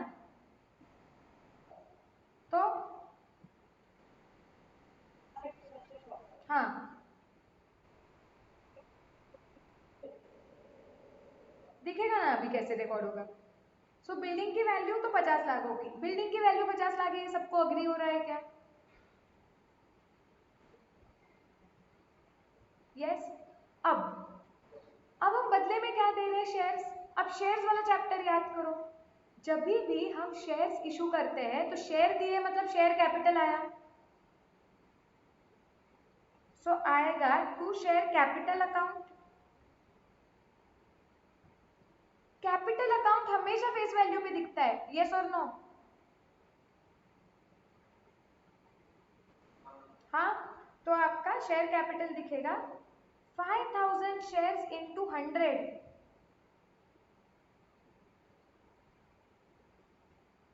5 लाख। और ये जो शेयर को देके फिर जो शेयर की एक्स्ट्रा वैल्यू है, इसका मतलब शेयर प्रीमियम पे बिक रहा है। जो शेयर की फेस वैल्यू 100 रुपए थी, अगर हम देते वक्त वो एक शेयर की वैल्यू 1000 रुपए मानी जा रही है, मतलब आप फेस वैल्यू के ऊपर उसे एक्सचेंज कर रहे हो। तो आप ये जो 900 रुपए एक्स्ट्रा ले रहे हो, हर एक शेयर के वैल्यू जो 900 रुपए एक्स्ट्रा है, दैट इज आपका सिक्योरिटीज प्रीमियम, जो जाएगा टू सिक्योरिटीज प्रीमियम अकाउंट में।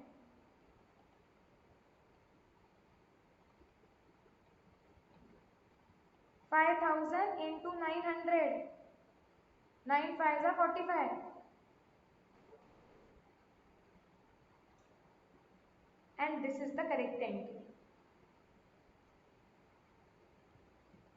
क्या हमें यहां तक क्लियर है?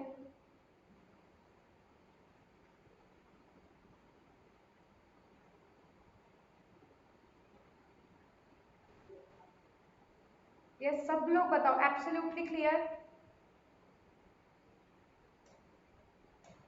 मोहम्मद मराठी में लिख रहा है तू, वो बाप रे। वैभवी क्लियर है क्या?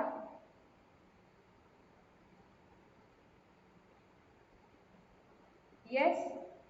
ओके।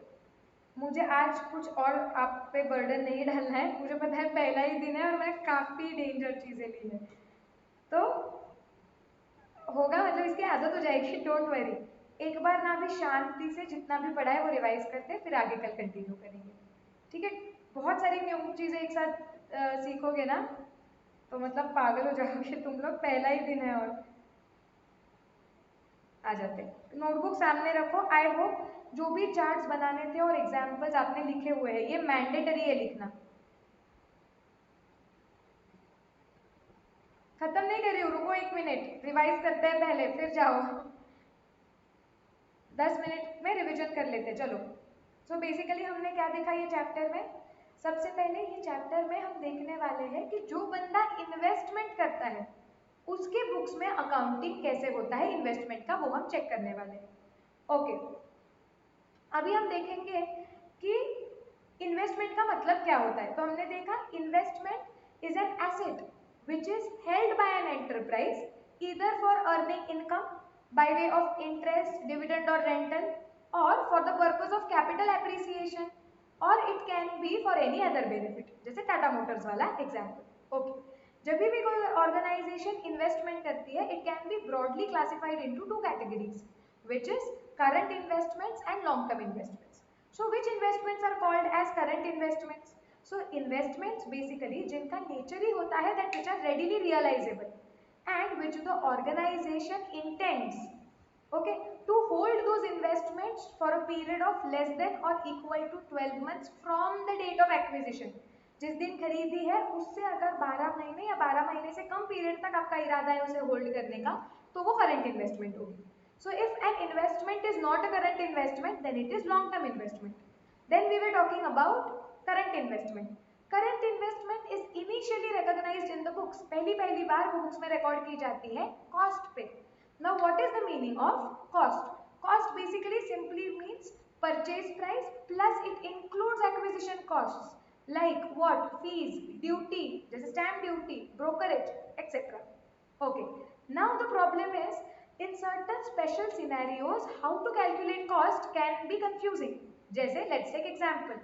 पहला, if you are acquiring any investment and in return you are paying in cash or through bank transaction, calculating the cost is very easy, purchase price plus acquisition cost. But if you are purchasing an investment in return, you are giving what? You are in return giving shares or securities. Then what will be the cost of the investment? The cost of the investment will be fair value of those shares or securities, और उसका accounting कैसे होता है वो हमने देखा। लेकिन जब हमने ये देखा कि फेयर वैल्यू ऑफ सिक्योरिटीज, हमें क्वेश्चन आया कि फेयर वैल्यू का मतलब क्या होता है। So basically fair value is the value eight which an asset can be exchanged between knowledgeable and willing buyer and knowledgeable and willing seller in an arm's length transaction. Are we absolutely clear?